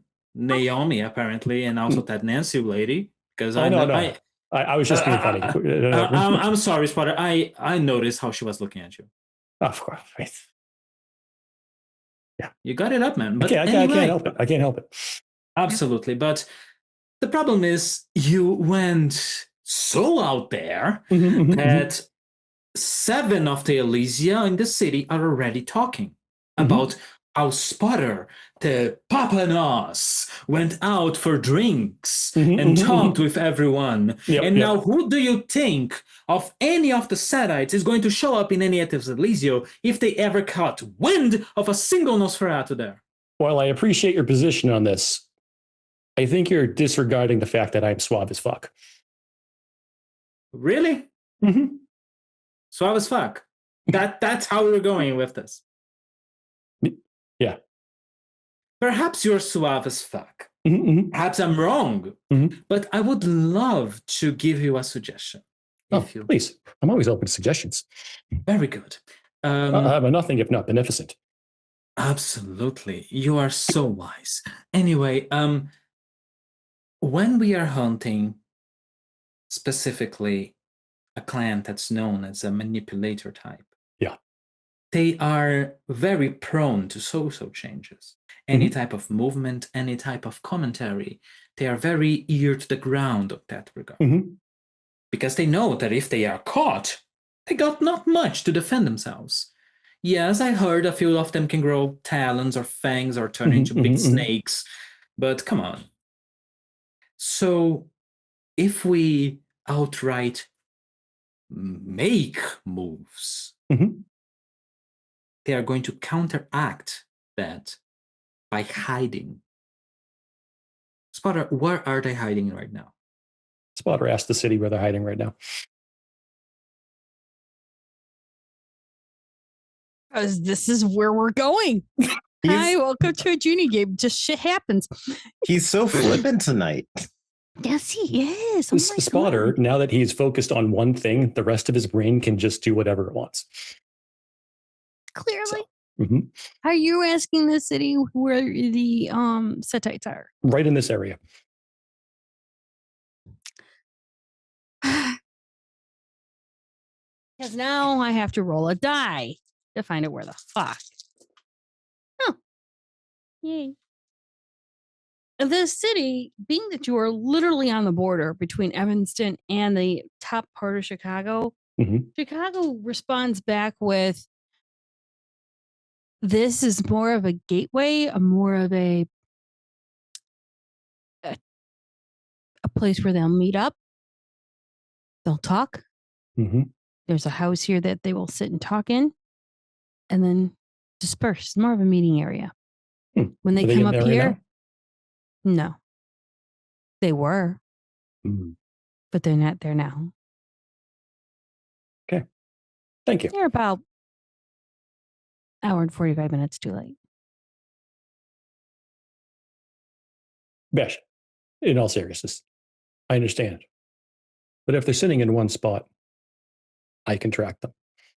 I understand. You can track them. But then you drew attention to, hey, there's an elder Nos making moves at Elysia, asking people to talk. They were trying to invade your territory, man. And suddenly, you show up at Elysia, which is very well known as their hiding place, their acting place. Look. They're gonna vanish. Just like that old people in the cult of the Finnbloods did. They are going to try and vanish. They're going to try into places that you're not likely to look up. I can look everywhere, Bastion. Yes, but you understand that going boldly is the problem, not what you did. Right. I understand. My technique needs some refinement. Yes, you're not wrong in acting. Just a little chiseling on the details to get it right. Yeah. But that actually might work out with a plan that I have. Their house is definitely right up here. They just left, though. Fine. I absolutely can do a look up there. But if you're willing, can I shadow you? Maybe learn a few things? Of course. And Bastion goes into that direction. As you guys go to stock out a house, Taylor, where are you at? I don't know. Where am I when this happens? Well, as they're doing their thing, would you like to be in the subterranean or would you like to be more out and about? Where's Taylor's head right now?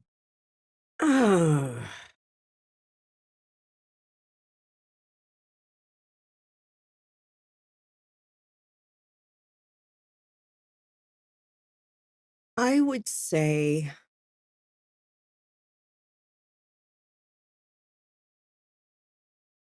she is actually at work grading finals for the semester. Okay. Actually, it's kind of perfect. It's late at night, and you do hear footsteps coming down the hall. And slowly, a woman who's got brown, kind of curly hair, it's all up on top, and you can see like pencils in it. Maybe there might be an instrument in there too. I mean, it's just this beehive of creativity and chaos. And she's got a lab coat, and she's wearing a nice blouse, and she's wearing jeans and a set of boots. And she'll kind of poke her head in and go, "Hi, Dr. Hammond?" Taylor finishes what she's typing and locks the computer. Yes, can I help you? Hi, I'm new here. Dr. Solomon, Amber, hi. I heard you did a lot of like anthropology digs. Yes. I don't get to meet many. I'm a night owl, but at the same time, I don't get to meet many of the history people. Yes. My areas of expertise is archaeology and anthropology, and I study very early periods. That's perfect. Gosh, how do I say this in a way that doesn't sound really weird and kind of cryptic? Too late. Do you know about like early people? Like I'm talking cradle of life. Why don't you close the door and have a seat? Sure. And she'll kind of come in and sit down, and she's a little mousy, but you see that she's kind of like working late anyhow. Mm-hmm. Things aren't exactly ironed. They're a little wrinkly, kind of like, absent-minded professor. Mm-hmm. And she'll kind of come in and she'll look around and pick up a chair and walk over and sit down. Okay. And Taylor will just look at her. I'm going to roll. Let me think here. I want to get a read on her. Firearms. When in doubt, whip it out. Would you sorry, say you said- wits insight or wits awareness for her? Poor Lacano's dose. You could do one for her emotional and one for if anything else is on her around her. Okay, so I'll just roll both. Sure. I'm for both. You can never not roll enough dice. Especially when you're rolling dice. Yes, Bastion. You can read people with firearms. Sorry. I'm a people person. What can I say? Emotionally, the bullet wants to go here. Yeah, you need to consider those bullets' feelings. Okay, on wits awareness using my instinct specialty, I got 7. Mm-hmm. Death maracas, y'all.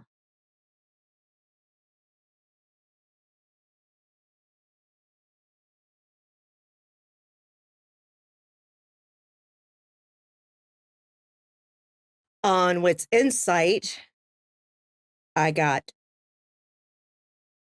5. Okay, so awareness you got 7 and insight you got 5. Mm-hmm. As you look at this person, this woman, though she looks nervous as fuck, but at the same time you can tell that she's new. She's new to this city. Okay. She's not new to her field. Okay. You can see an aura about her that she's not human. Okay. But she's not kindred either. Okay. It's more sparkly. Hmm. More, she's maybe has a shard of something inside of her at some point. And she's kind of trying not to come off as a know-it-all, and she's not trying to come up as, hi, I'm... she's trying to feel you out, but at the same time trying to convey a message. And trying to be polite about it, because if anything, politeness helps to move a conversation absolutely. along. And please remind me, what did you say her name was again? Her name is Dr. Amber Solomon. So Dr. Solomon, you're new. What's your specialty? Oh, so I do a lot of technology. I create, I invent, put things together that shouldn't be, but at the same time, they just work. And I'm in the technology department, and we're trying to explain how different technologies turn around and evolve from certain ideas. Like I don't know if you know Hedy Lamarr, but I do. Okay, so you see how a random, actress who's actually a really brilliant mind, yes, or Lady Edna Lovelace, how computers evolved. Right. So what I do is I try to teach the old understandings of technology and bring my students to understanding how they could turn around and evolve technology into their own unique ways. Ah. And what is your interest in prehistory? Prehistory, there seems to be a connection because of how technology started as a witchcraft thing and then slowly came into science. But at the same time, it starts out with, I'm not saying his name, he's an asshole, but the other, who wasn't the asshole, is more derivative of more of the pure and divine. Okay, what am I picking up with her references here? She's calling Adam an asshole, and she's more of a Lilith. Okay. Okay. Well, I'm not sure if I'm conveying this correctly. Sorry, I don't meet many people that I may or may not know about certain things. yes. I have been studying prehistory, especially as it applies to ancient societies and their reverence for maternal goddess. Yes, that. And any remnants that have been left behind from those societies. To prove that she actually exists. Right. Okay, good. So and to see the commonalities from societies from around the world, which there are. And how it's not totally just us turning around and saying, this whole feminine bullshit thing, but it's actually a well-known documented fact. Right. Okay, good. So I'm not sounding like I'm a little crazy. No, you're not. Okay, good. I'm so happy. Some people think I'm a little, I mean, I know, absent-minded professor, but when you're dealing with quantum physics, different realms, and you turn around and actually can travel to different things, what are you supposed to do? I understand. And the worst part is when you're jumping through planets, it's like, oh, well, that's there. And well, let's go home. Oh, I can't say I have experience with that. I just dig up fallen civilizations. But, No, I get you because I have, you don't really want me to go into too much detail, but there's evidence elsewhere. Is there? I do have some, but it's not from around here. I'm not surprised. I just wanted to make sure, like, coming back, I haven't been home in like 20, 30 years. And I heard that you have this really cool place. I do. And not like, I sound completely and utterly off. I know. I apologize. But you know what I'm trying to say? You're a mage, yes? That's overly obvious, isn't it? It is for ones that know how to look for it. Oh, You're good. not the first I've dealt with. Well, I mean, you no harm. Absolutely not. Oh, I'm certain of that. But I found my first evidence in 1810. Oh, well, that was a bit ago. I'm glad. I know. I don't look a day over 34. I mean, the oil of Olay is just amazing. I'd love to know how your skincare cream works out. Seriously, I get wrinkles all over the place. It's driving me mad. But yes, I do. And I have an extensive library of collected histories and archaeological finds. Is it secure from other people? I mean, yes.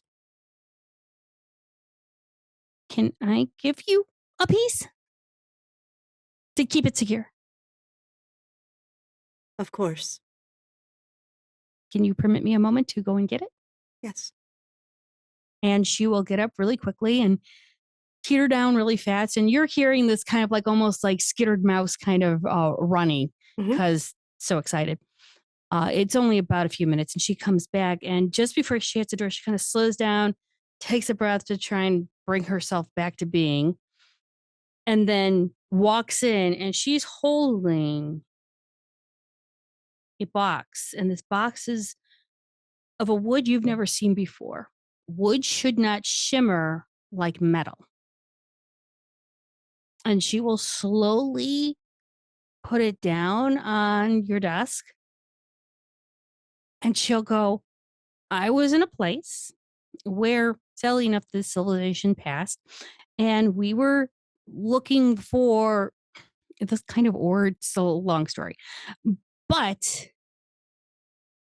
we didn't mean to crack into an altar. Oh, They did. I immediately knew what I was looking at, and I scooped it up, and I thought I would hold on to it. Somebody could turn around and maybe utilize it in their area. do you also revere the mother? Yeah, that's how I knew. And she'll go, may I? I'm going to look at it with Sense the Unseen first. Mm-hmm. So I believe that is going to be a resolve aspect, or is it wits aspect? I believe it's resolve. It wouldn't be the first time I'm wrong, but I'm checking right now because, yeah. It's Sense the resolve. Unseen, it's resolve, yeah. You can do wits or resolve, depending on whatever is higher for you. I'll do resolve. Okay, dokie.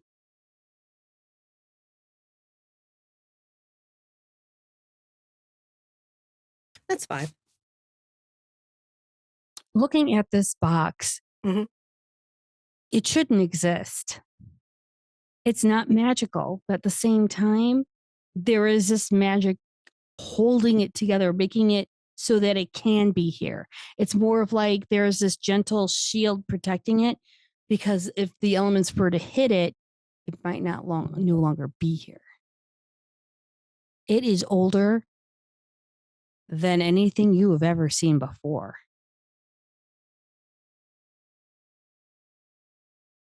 She'll reach out and touch the box. It Does it feel feels like it feels like wood, but it doesn't look like wood because wood does not have a metallic finish to it. right? That's the protection on it. Does that have any sensation to it? It's warm. Hmm.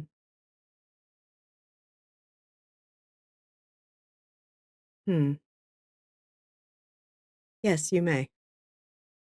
She'll slowly open up the lid. And inside, one would think it's velvet, but if you were to touch it, it would feel like cotton. And you will see a small little statue of Lilith. Of course, not done by Bastion, but primitive. Primitive, yes. And it's done in this unique metal that does not exist on this planet. And on that top part of the lid that's facing you, it looks Egyptian. There looks like there's a Greek. There looks like there's a Latin.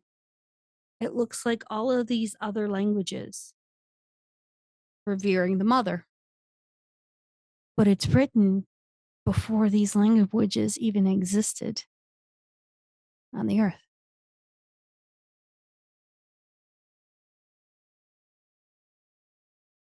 Where exactly did you find this? And her fingers trace the writing to see if it's been carved into the wood. It has been carved into the wood. Was it done with a skilled hand or was it a crude hand?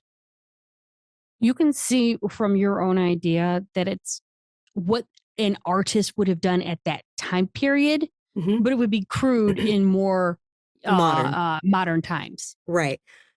And then she's going to touch the icon. Mm-hmm.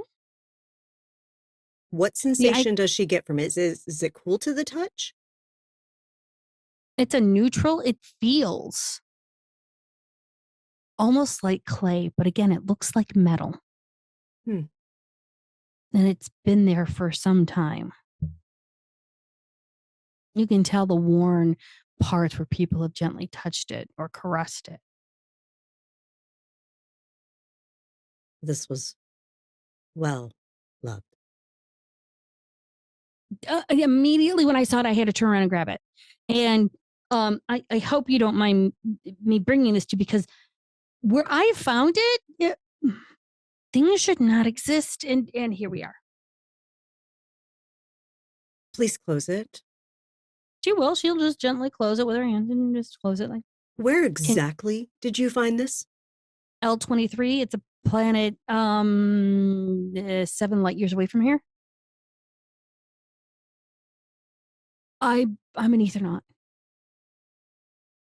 You'll have to explain what that means exactly, because I am not familiar with your divisions, as it were. I'm a Society of Ether, no problem. Think astronaut, but I actually go to different planets. Okay. I've seen why I'm a little twitchy at times, and they wanted me to come back to Earth to kind of reintegrate to not be as twitchy because, there's a lot out there. But I saw this, and I've been to many planets. This is the only one I've seen so far. And, well, I can't keep touting this around and not have somebody protect it.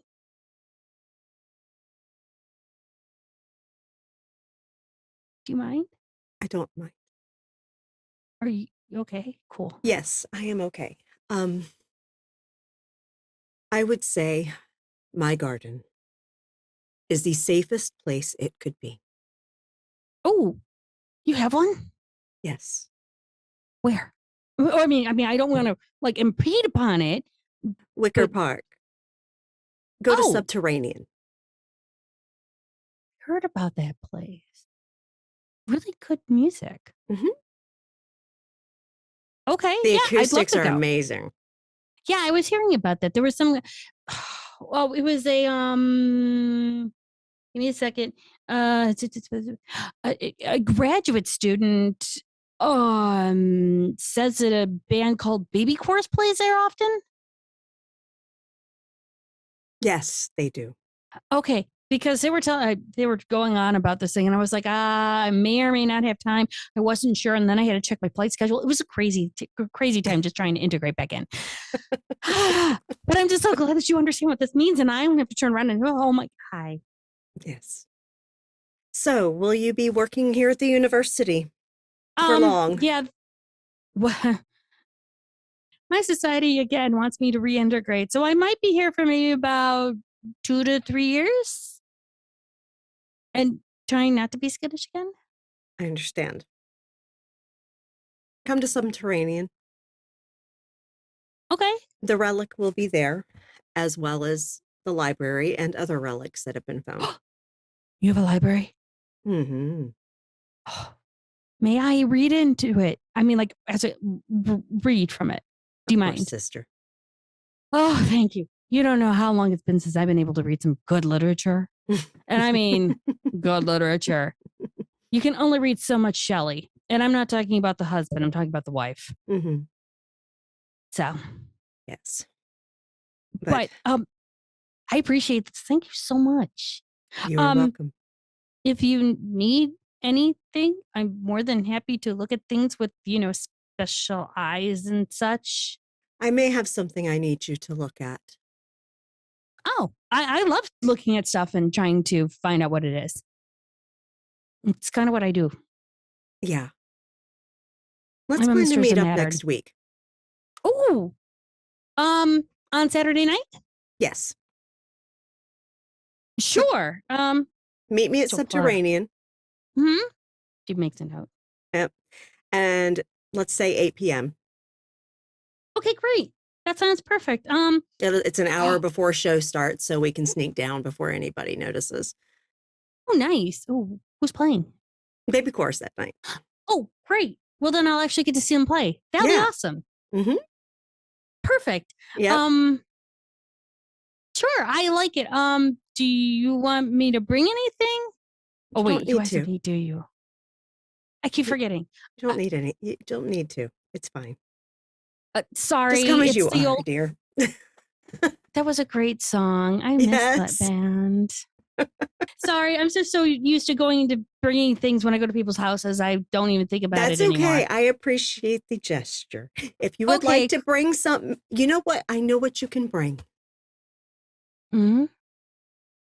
Bring a plant to plant in our garden.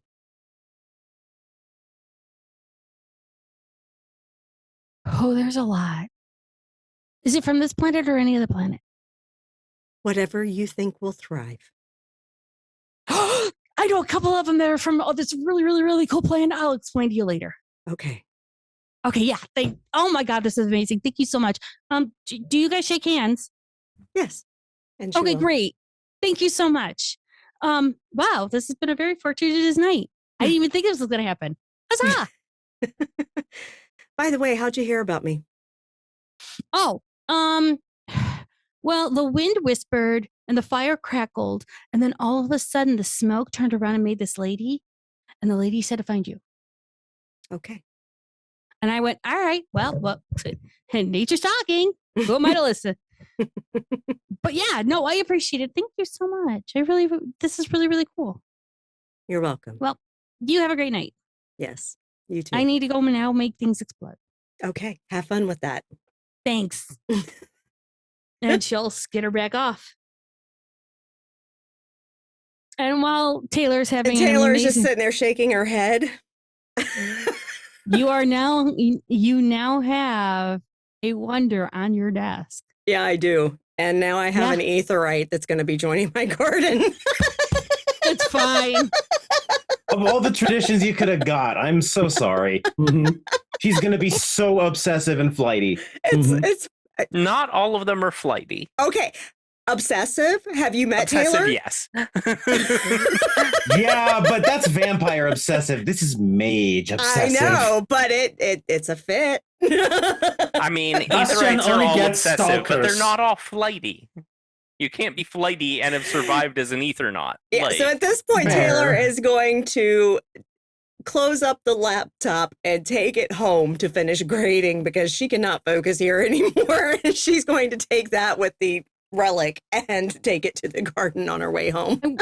I will say this, when you pick up the relic, it's light. Mm-hmm. Oh, she fully expected it to not meet standards of anything on Earth. Yeah. Correct. But I will say this, when you put it into your garden, where do you put it at exactly?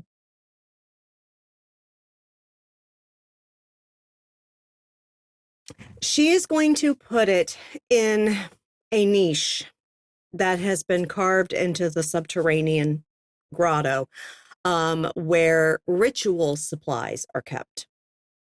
And some of them are quite ancient. So it's not like, just basic ritual supply. It's like ancient things. The moment you put it down, you feel a ripple effect. You now have a shield around your garden. Mm. And when she notices that,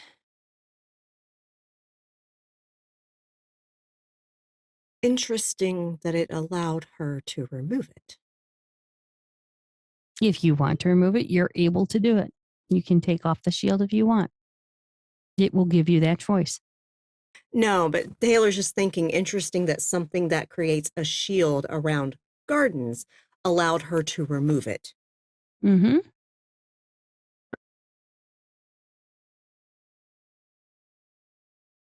Like it wanted a thriving garden to protect. Because the garden it was protecting was dead. Mm-hmm. Yeah, Taylor's just going to be mulling that over in her head as she walks away and goes back home to grade because it's finals and she's going to be grading pretty much all night. So, Up all night.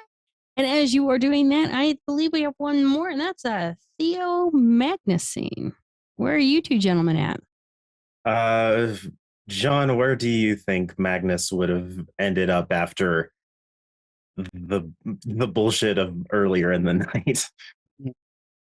Where would he have had Theo meet him? Cell block. Okay, nice and easy. Theo walks in and he doesn't have the doctor's bag. That seems to be gone. Mm-hmm. But slung over his right shoulder is a simple, sleek, dark brown messenger bag that looks like it's fairly full, but secured well. Magnus is just sitting in the downstairs part so they can, talk business. Yeah, Theo will just sit next to him and look over.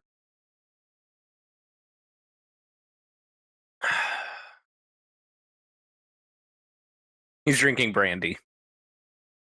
from after the end. Something strong. Everything all right? Neonates. Neonates. Yeah. Any help needed with that? No, I'm recruiting questions and we'll see how things go after that. I might need to talk to Spotter and find a place in the labyrinth to put them afterwards if it doesn't work out. If you can't get him to secure a space, I have a couple spots in the chantry that no one checks. Okay, that's good to know. Only if needed. Those are normally Hopefully it's reserved. not. Those are normally reserved for students. Yeah, hopefully it's not needed. Hopefully we're able to work things out, but neonates. It's not Misty, is it? No. Okay. I was about to say she's been taught too well to make you react like that. Yeah, she actually is able to learn. So you've found someone rather stubborn then. Oh yes. Very, very stubborn. But we'll see how it goes. Where there is life, there is hope, right? I can't Unlife say is that. a form of life. Oh, if we're counting that, then yes, I suppose wherever there is life, there is hope.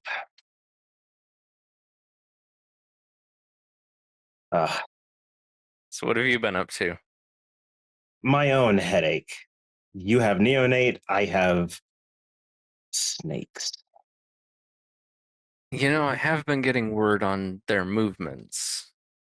I've heard a few things as well. Quick share of information? Sure. And Magnus tells him what he's learned from the Camarilla side of things, where the main ones always stay at the two major Elysia, but the kind of hangers-on, I guess, the entourage will go to different lesser Elysia and they do it in a pattern. This day this one, this day this one, this day this one, always the same pattern kind of a thing. So the rumors of Spotter showing up randomly even reached some of the ears of the Chantry. Yeah, he did quite a thing there. Oddly enough, I like the idea, if I am interpreting his actions correctly. Because if they're all so focused on why he was there and what he could have been trying to glean from them, that takes their eyes off of the rest of the city, even if temporarily. True. I think Spotter is proving a rather magnificent distraction. So you want to take advantage of that? Take advantage of every opportunity, Magnus. It's how I've lived my life. It's a good business strategy. I took advantage when I was poached from a Malkavian. Mm-hmm. I took advantage when I had to come to this hellhole. It's less of a hellhole now that we've, done a little bit of fixing up. True, but it is still really close to Milwaukee, and that points against it. True. Let's make sure it doesn't become any more of a hellhole than it was. I can agree to that. What do you have on the snakes? Their patterns of where they'll be each night. Oh, you got their locations in advance. Yes, because for whatever reason, they're being predictable. Actually, that does still somewhat track for what I understand of them. One of the most chaotic things you can do is exactly what's expected. Fair. So they could still be misdirecting. Don't pretend that they aren't smart. I just don't think that intelligence is good in the long term for them. I have some thin information and some solid information. I'll provide the thin stuff first. Most of the Tremere that I spoke to don't have a lot of experience here with Setite magic. It's, I won't say nuanced. There's a couple paths that they're aware of, but for the most part, it's just not a practice that they've delved into. Not here, at least. I'm sure one's closer to Egypt, maybe.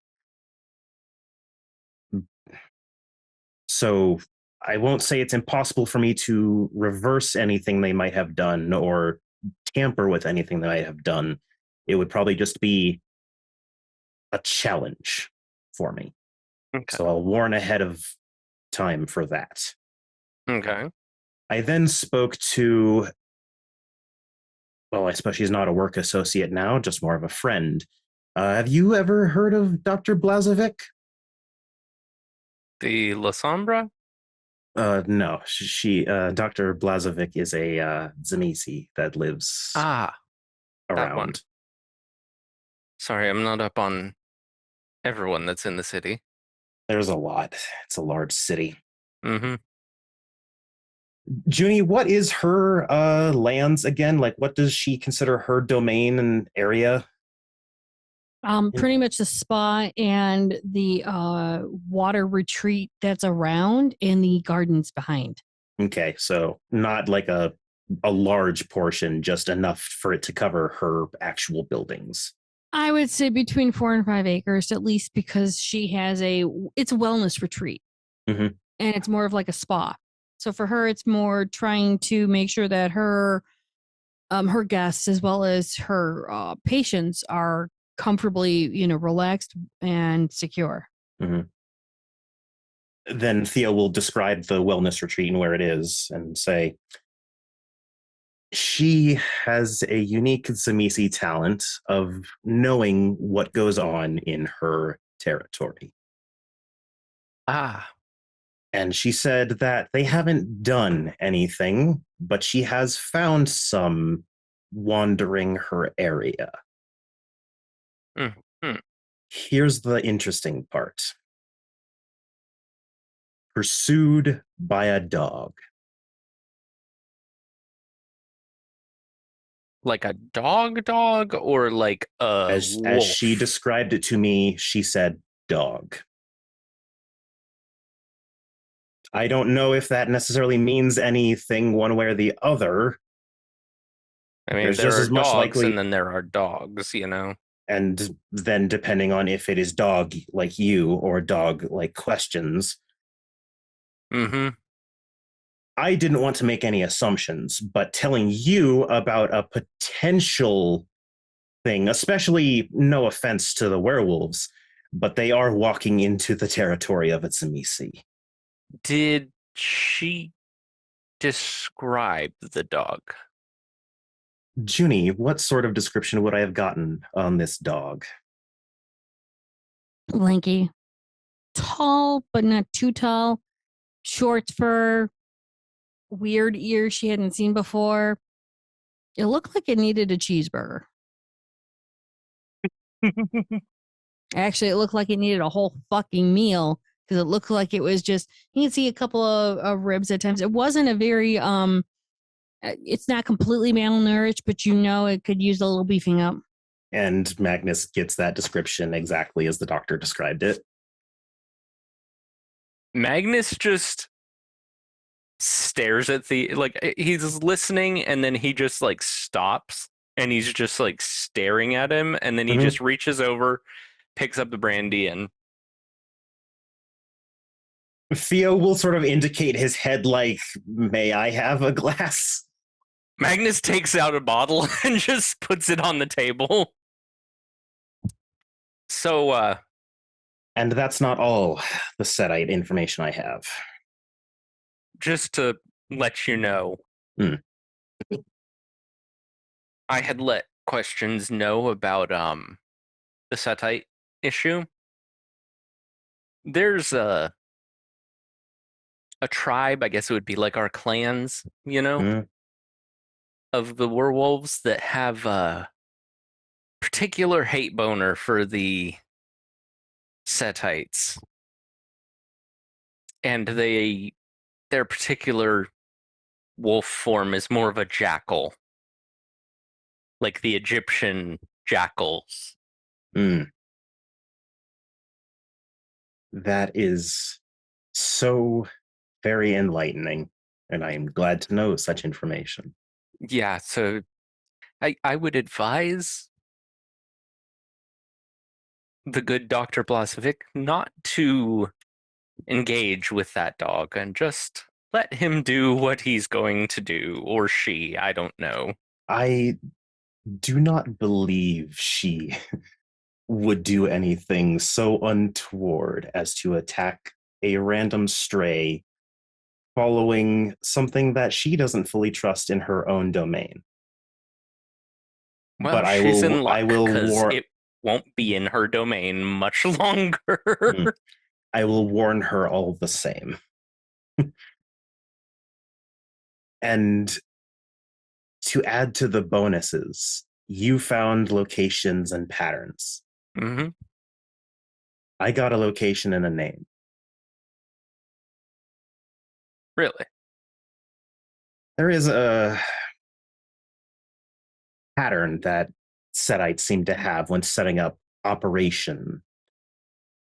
Churches, clubs, things of leisure or worship, because of course they have to be far too comfortable. There is a club that has opened recently called the Divina Commedia. Mm-hmm.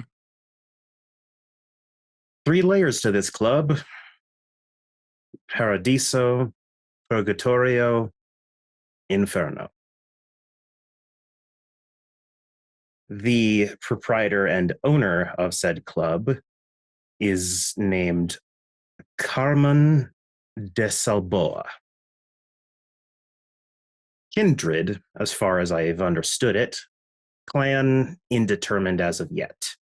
Junie? Yes.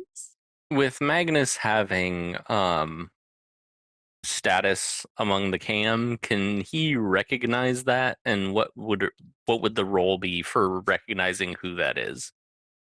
That would be intelligence. Ooh, what was the thing for remembering?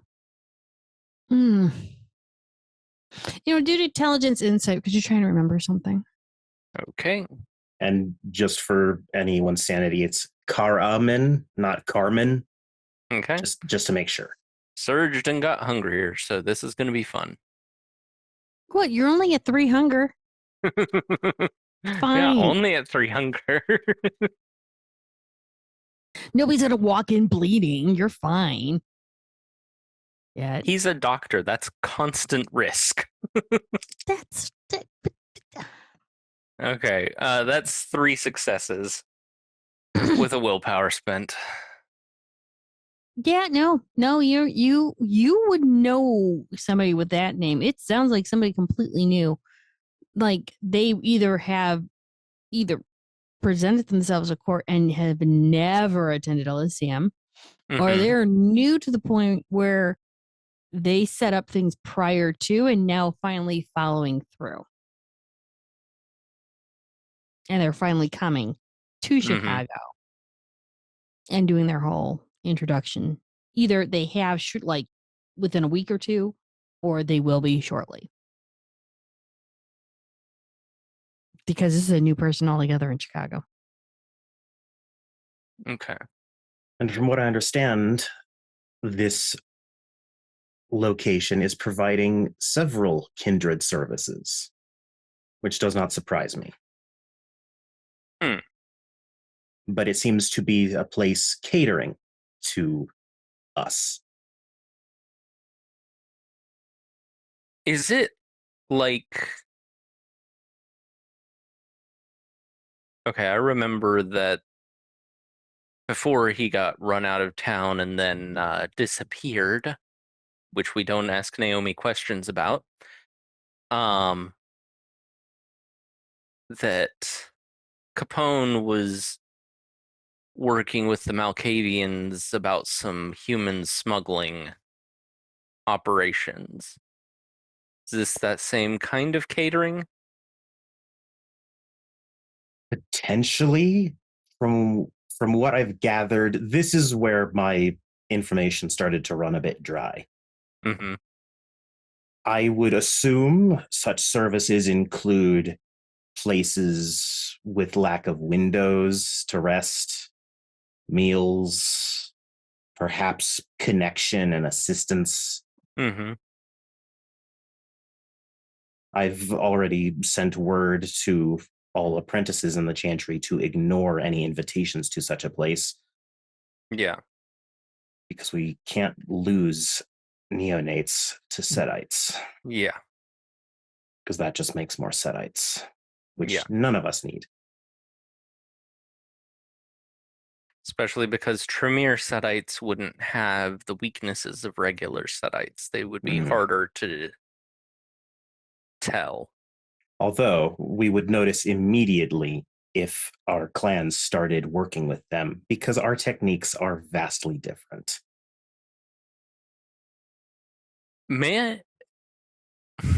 Magnus just all of a sudden closes his eyes and puts his head back and reaches out to the city.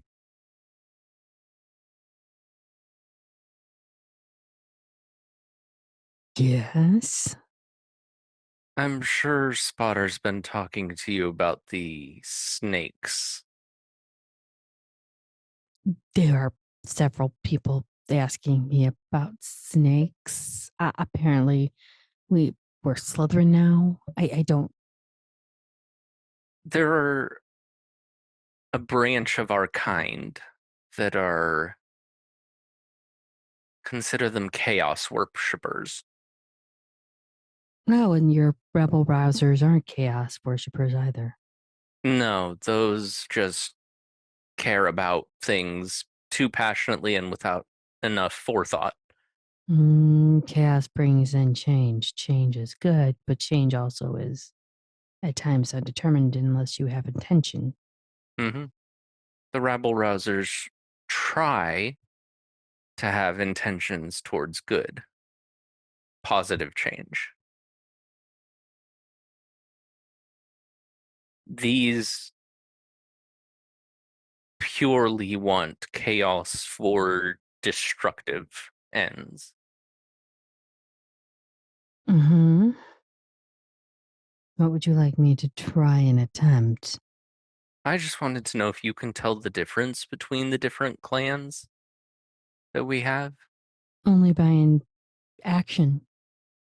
Your blood's within you. I can't get into your blood unless you offer it. Well, I know the wolves have ways of telling certain things about us without getting our blood outside of us. I didn't know if Spirit of a City might have that as well. I am the spirit of a city, but I am the spirit of this city where certain people may do certain things. Has your magician been able to detect them?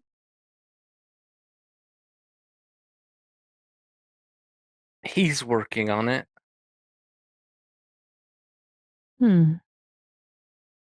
Is he? Interesting.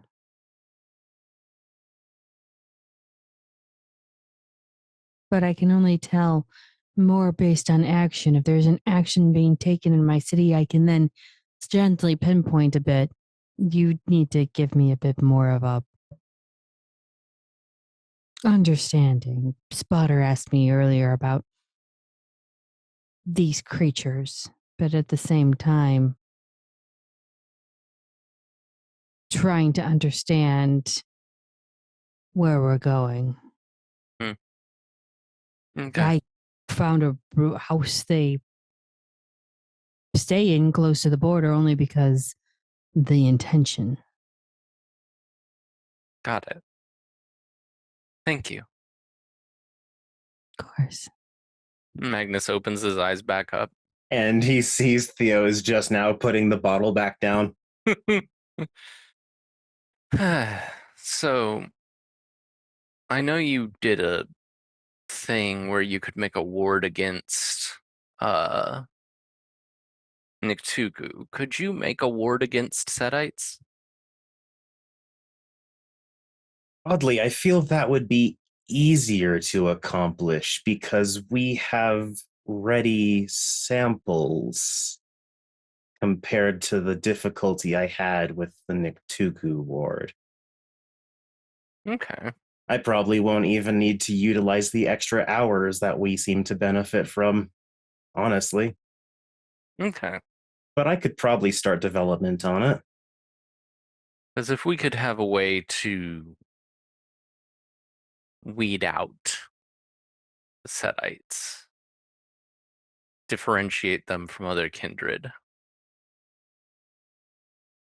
Would you want a ward or just a simple alert? Because that would be even easier. Just a way to tell if someone is a Setite would be workable. I have a base ritual that I think I can retrofit into that. Okay. I can try. I'll let you know if it bears fruit. Do you need a Setite for that? I would always welcome a test subject. Okay. I believe now the Chantry has just gotten through with the materials from the Canite raid that we assisted with. There's always some stragglers, and I think they've just now fulfilled their usefulness. Well, let's get some replacements in there then. I'd be more than happy to help with such a thing. And we happen to know where some of them will be when they're not in an Elysia, because the protection of Elysia only extends to the Elysia, not outside of its bounds. Dr. Sanchez, I feel the need to go for a ride. Care to join me?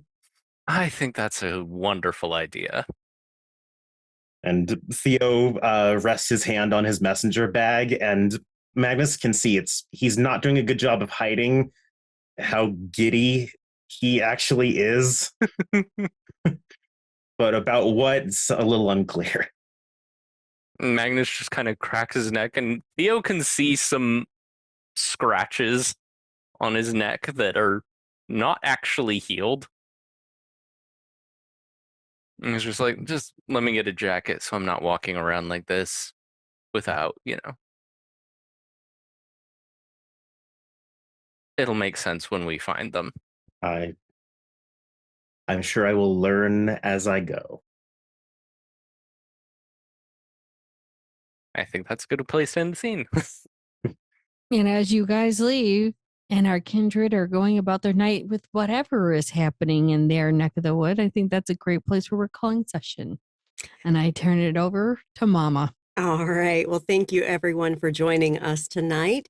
And do join us on the Discord. That is where we hang out when we are not streaming. And we also post our casting calls there if you're interested in playing games with us. There is currently an open and ongoing casting call for Call of Cthulhu, London Esoteric Society, that runs on Saturdays before this game at 3 p.m. Eastern. If you would like to be a guest in that game, you can just message Tiss about it and she will get you in. She loves having guest players, okay? Because it shakes up the dynamic and alleviates some of the stress on her as the keeper to have someone else playing characters, okay? Being 100 people is only fun if you don't have to be 100 people. Exactly. So yeah, so definitely join us on Discord if you would like to play some Call of Cthulhu, because we do have that open right now. And of course, we also do community Zoom chats when we are not streaming on Fridays and Saturdays. Coming up pretty soon, we might be hosting a Friday evening Zoom because the V20 game just wrapped its first season last night. They do have a non-streamed cast chat that nobody gets to see. It's just the cast meeting together to discuss things, okay? We do that after every ongoing chronicle. each season we have a after season cast chat that's not streamed. And literally once they do that next week, we have 2 weeks off. So we'll probably fit a Zoom chat. So you need to be part of the Discord if you want to hang out and socialize with us. Okay. And also we have our content stored on YouTube. Check out our YouTube page. We have over 6 years of TTRPG content, including WoD and a variety of other games as well, that you can peruse at your leisure. And also go to the London Esoteric Society YouTube. That is where Tiss stores her content. You can find a D&D 5e game called Ishval there that she ran with us. And then you can also find her Call of Cthulhu game and some other games that she's done little one-shots and mini-series of. You can check those out. And we have amazing friends that not only stream in games with us, they do streams on their own channels. Judy Von Esch, what you got going on? Well, I was supposed to stream today, but I got a vaccination and it landed me flat today. So sadly enough, no stream today. Sorry, I'm going to try and do one tomorrow. We'll see how it goes because sometimes your vaccinations work with your body in strange and new and different ways. However, I do strangle yarn. Why? Because I can. It makes my life fun, happy, and I was told I don't go to prison if I turn around and strangle yarn. Strangle people, different story. However, if you don't see me doing that, I will be either on Revenos Archon's channel when he comes back. Somebody's telling me he might do a Halloween game. Not sure, but doing that, if I'm not there, then I'm here. But if you are part of our Discord, you'll see when me or other people go live. Mm-hmm. And of course, Junie, prompt up Ravnos Archon, I do know he has mentioned he is running a special mini series for Halloween, the week of Halloween. So do check out his channel because he will be coming back with that. And then, of course, in November, we are starting up the Oops All Farah game here on McStabber Studios on Wednesdays. Yeah. It's going to be fun. Okay. So that's coming up soon. But anyway, also do check him out. Give him some love from the McStabbers for real, because he is seriously someone that runs a crap ton of games. Okay. He not only runs games with us, he runs game on his channel multiple nights a week. Go give him some love. And then DM Daddy RPG is where Jenna Thieves, who is our guest tonight as Miss Rosa Hernandez, she and her husband stream games over on DM Daddy RPG, so go check them out.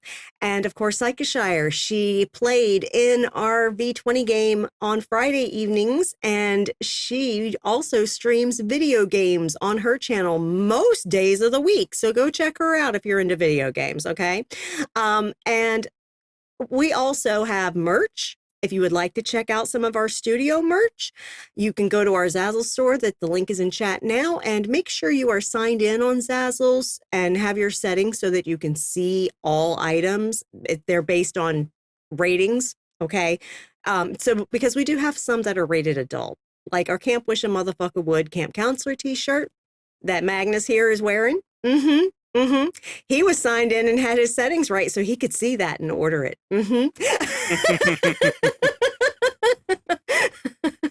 And from our Kansas City Chronicle, which Jenna Thieves made the art for, our Cat's to-do list that is on some merch items as well, which was kick ass, take names, be a dragon, all checked. And then the last thing that wasn't checked was Dracula. But of course, she did check that off, but she never revealed it in this game. But she did. So anyway, check out the merch if you're interested in that. Also, if you would like to support these amazing players at this table, you can do so by showing your biddies, y'all. Bits and donations are distributed amongst the cast in our games. And if you would like to support the channel itself, you can do so by subscribing here on Twitch. If you have an Amazon Prime subscription, you do get 1 free Twitch subscription a month. You might consider giving that to us. Or if you don't want Twitch to be a horrible bastard pimp and take on nearly half, you can buy Mama a coffee. Yeah. I am chronically exhausted and do all the things, and please buy me a coffee. But literally, if you can't or are not inclined to financially support, totally valid. Go to YouTube, subscribe for free there. like and comment on content that you watch on our channel, because what that does is that boosts us in the search algorithm and also pushes us out on the front pages on YouTube for people that watch TTRPG content. So literally what it does is it draws more eyes to our stuff and brings more people into the community.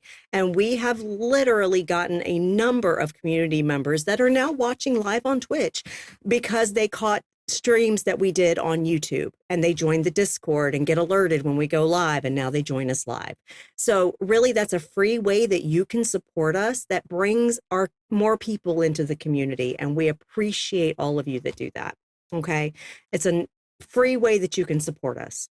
And lastly, coming up over the next week,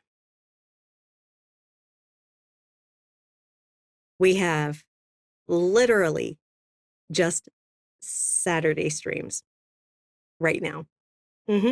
So Call of Cthulhu 7E, London Esoteric Society, 3 p.m. Eastern, Saturday.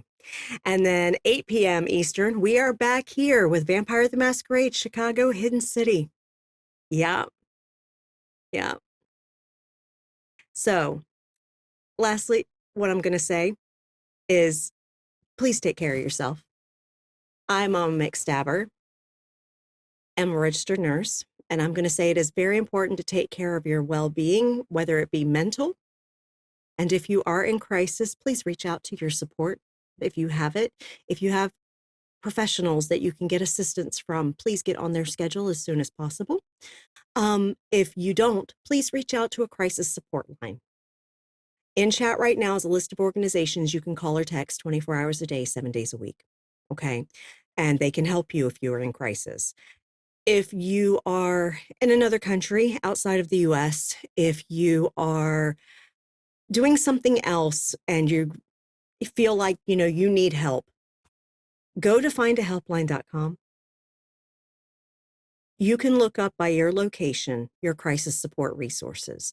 They cover over 140 countries around the world. Please get help. There are people that staff these lines, these crisis lines, that want to help you. Okay? Let them. And also, as a registered nurse, you not only got to take care of the mind, you got to take care of the body too, because they really do work together. Okay? As one goes, the other goes. So if one is getting healthier, the other one will get healthier. Literally get your vaccines. Proud of you, Junie, for getting your shots today. I got my first set of shingles. Yes, you did, ma'am. And I am very proud of you, because shingles is a bitch. Okay. Oh, I saw I my have mother taken go through care it. of patients that had shingles. They were miserable. And I found out that I had And to be all 50 of years us old. that ended up getting chicken pox as a kid, guess what? We have the zoster virus in our system that's just waiting for us to get old. Okay. I had it twice. Yeah. Yeah. It sucks. So yeah, make sure you get your vaccines, get your COVID shots. Okay. I am not a CVS stan, but I'm going to tell you, go to CVS.com, sign up for your fucking COVID shot, because you can just check that you're eligible and they won't fucking question. Okay. Not a CVS stan, but they're doing something right this time around. Okay. So literally get your fucking COVID vaccine, get your flu shot. It is fucking flu season, y'all. Okay. And flu still hospitalizes people. Flu still kills the vulnerable. Okay. So please get your fucking flu shot, and understand these vaccines for viruses do not eliminate the disease. We have never cured a virus. Okay. That's not how vaccines for viruses work. How they work is that they decrease severe symptoms of the virus. So you're less likely to need hospitalization. You're less likely to have severe effects. COVID may feel like a really bad fucking cold if you get vaccinated. The flu may feel like just a bad cold if you get vaccinated. Okay? So literally get fucking vaccinated. That's what they're for. Okay? They're to reduce symptoms and to reduce spread. Because if you reduce the symptoms, you're not infectious for as long. So it doesn't spread as far. That's how it works. Okay? You got some knowledge from the registered nurse here. Okay? Get fucking vaccinated. And if you are responsible for minor children, please get those minor children vaccinated. Measles outbreaks are increasing here in the US. That is absolutely ridiculous. That is malicious negligence with these minor children.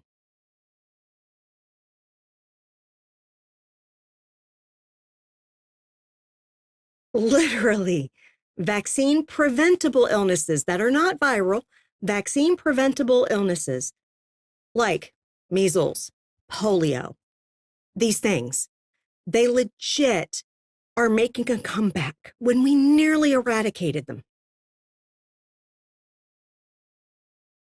Fucking vaccinate, y'all.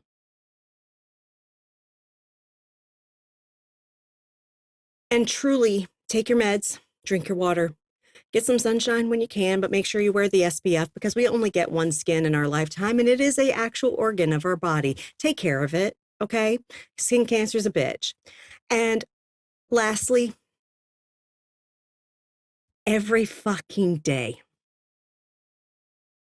since January 20th, we have dealt with bad shit every fucking day. Because the regime can do bad shit faster than the judicial system can correct it. And they know that. That's why they're doing bad shit every fucking day. And if you supported this in any fucking way, and I mean if you voted for this shit, if you voted Republican in this past election, if you voted in the presidential election third party, or if you just abstained, didn't even fucking vote, you couldn't be bothered. Fuck off, die in a fire, go to hell. This shit is going to take so long to correct.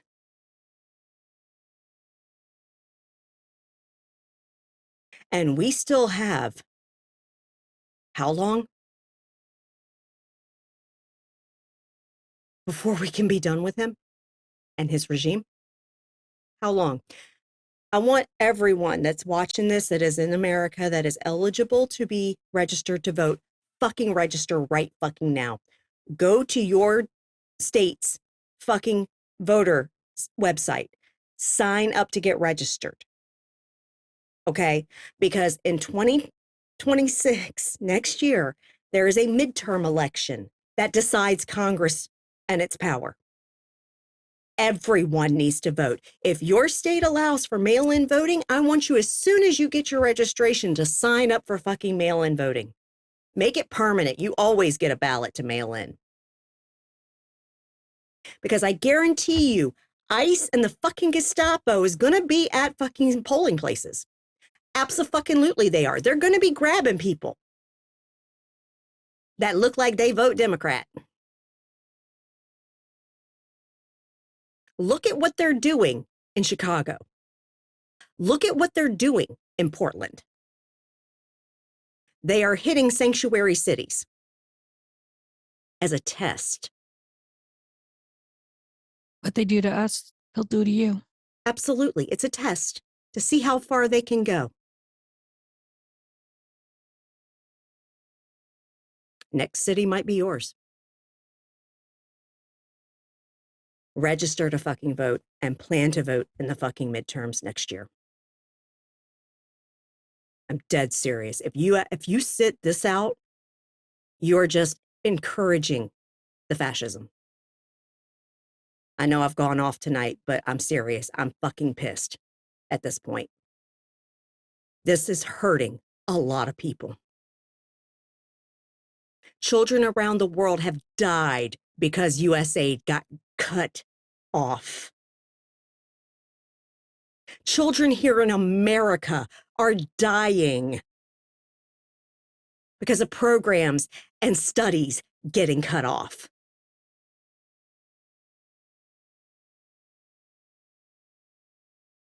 The Republican Party is a fucking death cult.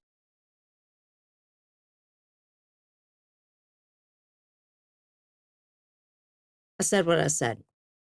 For the rest of us, please be safe. I know today was a No Kings protest. Thank you for all of those that went out to do it. I unfortunately was getting a thyroid ultrasound at the time it went off, so I couldn't do it myself. But literally, my heart was with all of y'all. If you're going to protest, please do so safely. Please be as safe as you can. Look out for one another, okay? Understand, you may get gassed. You may get hit by pepper balls. You may get fucking hurt or arrested. And don't take your phone. And don't take your phone. And don't sign up for protests. And don't sign up for protests. Yeah. Don't put your name on shit, y'all. Because every day is Shut the Fuck Up Friday. Don't give them shit. Yeah. Literally, be safe. Look out for one another. Also, if there are raids going on in your community, please look out for one another. Okay? Please. Make sure that we get through this together. We have to. To get to the other side, we have to get through it together. Said with all sincerity, y'all have a good night.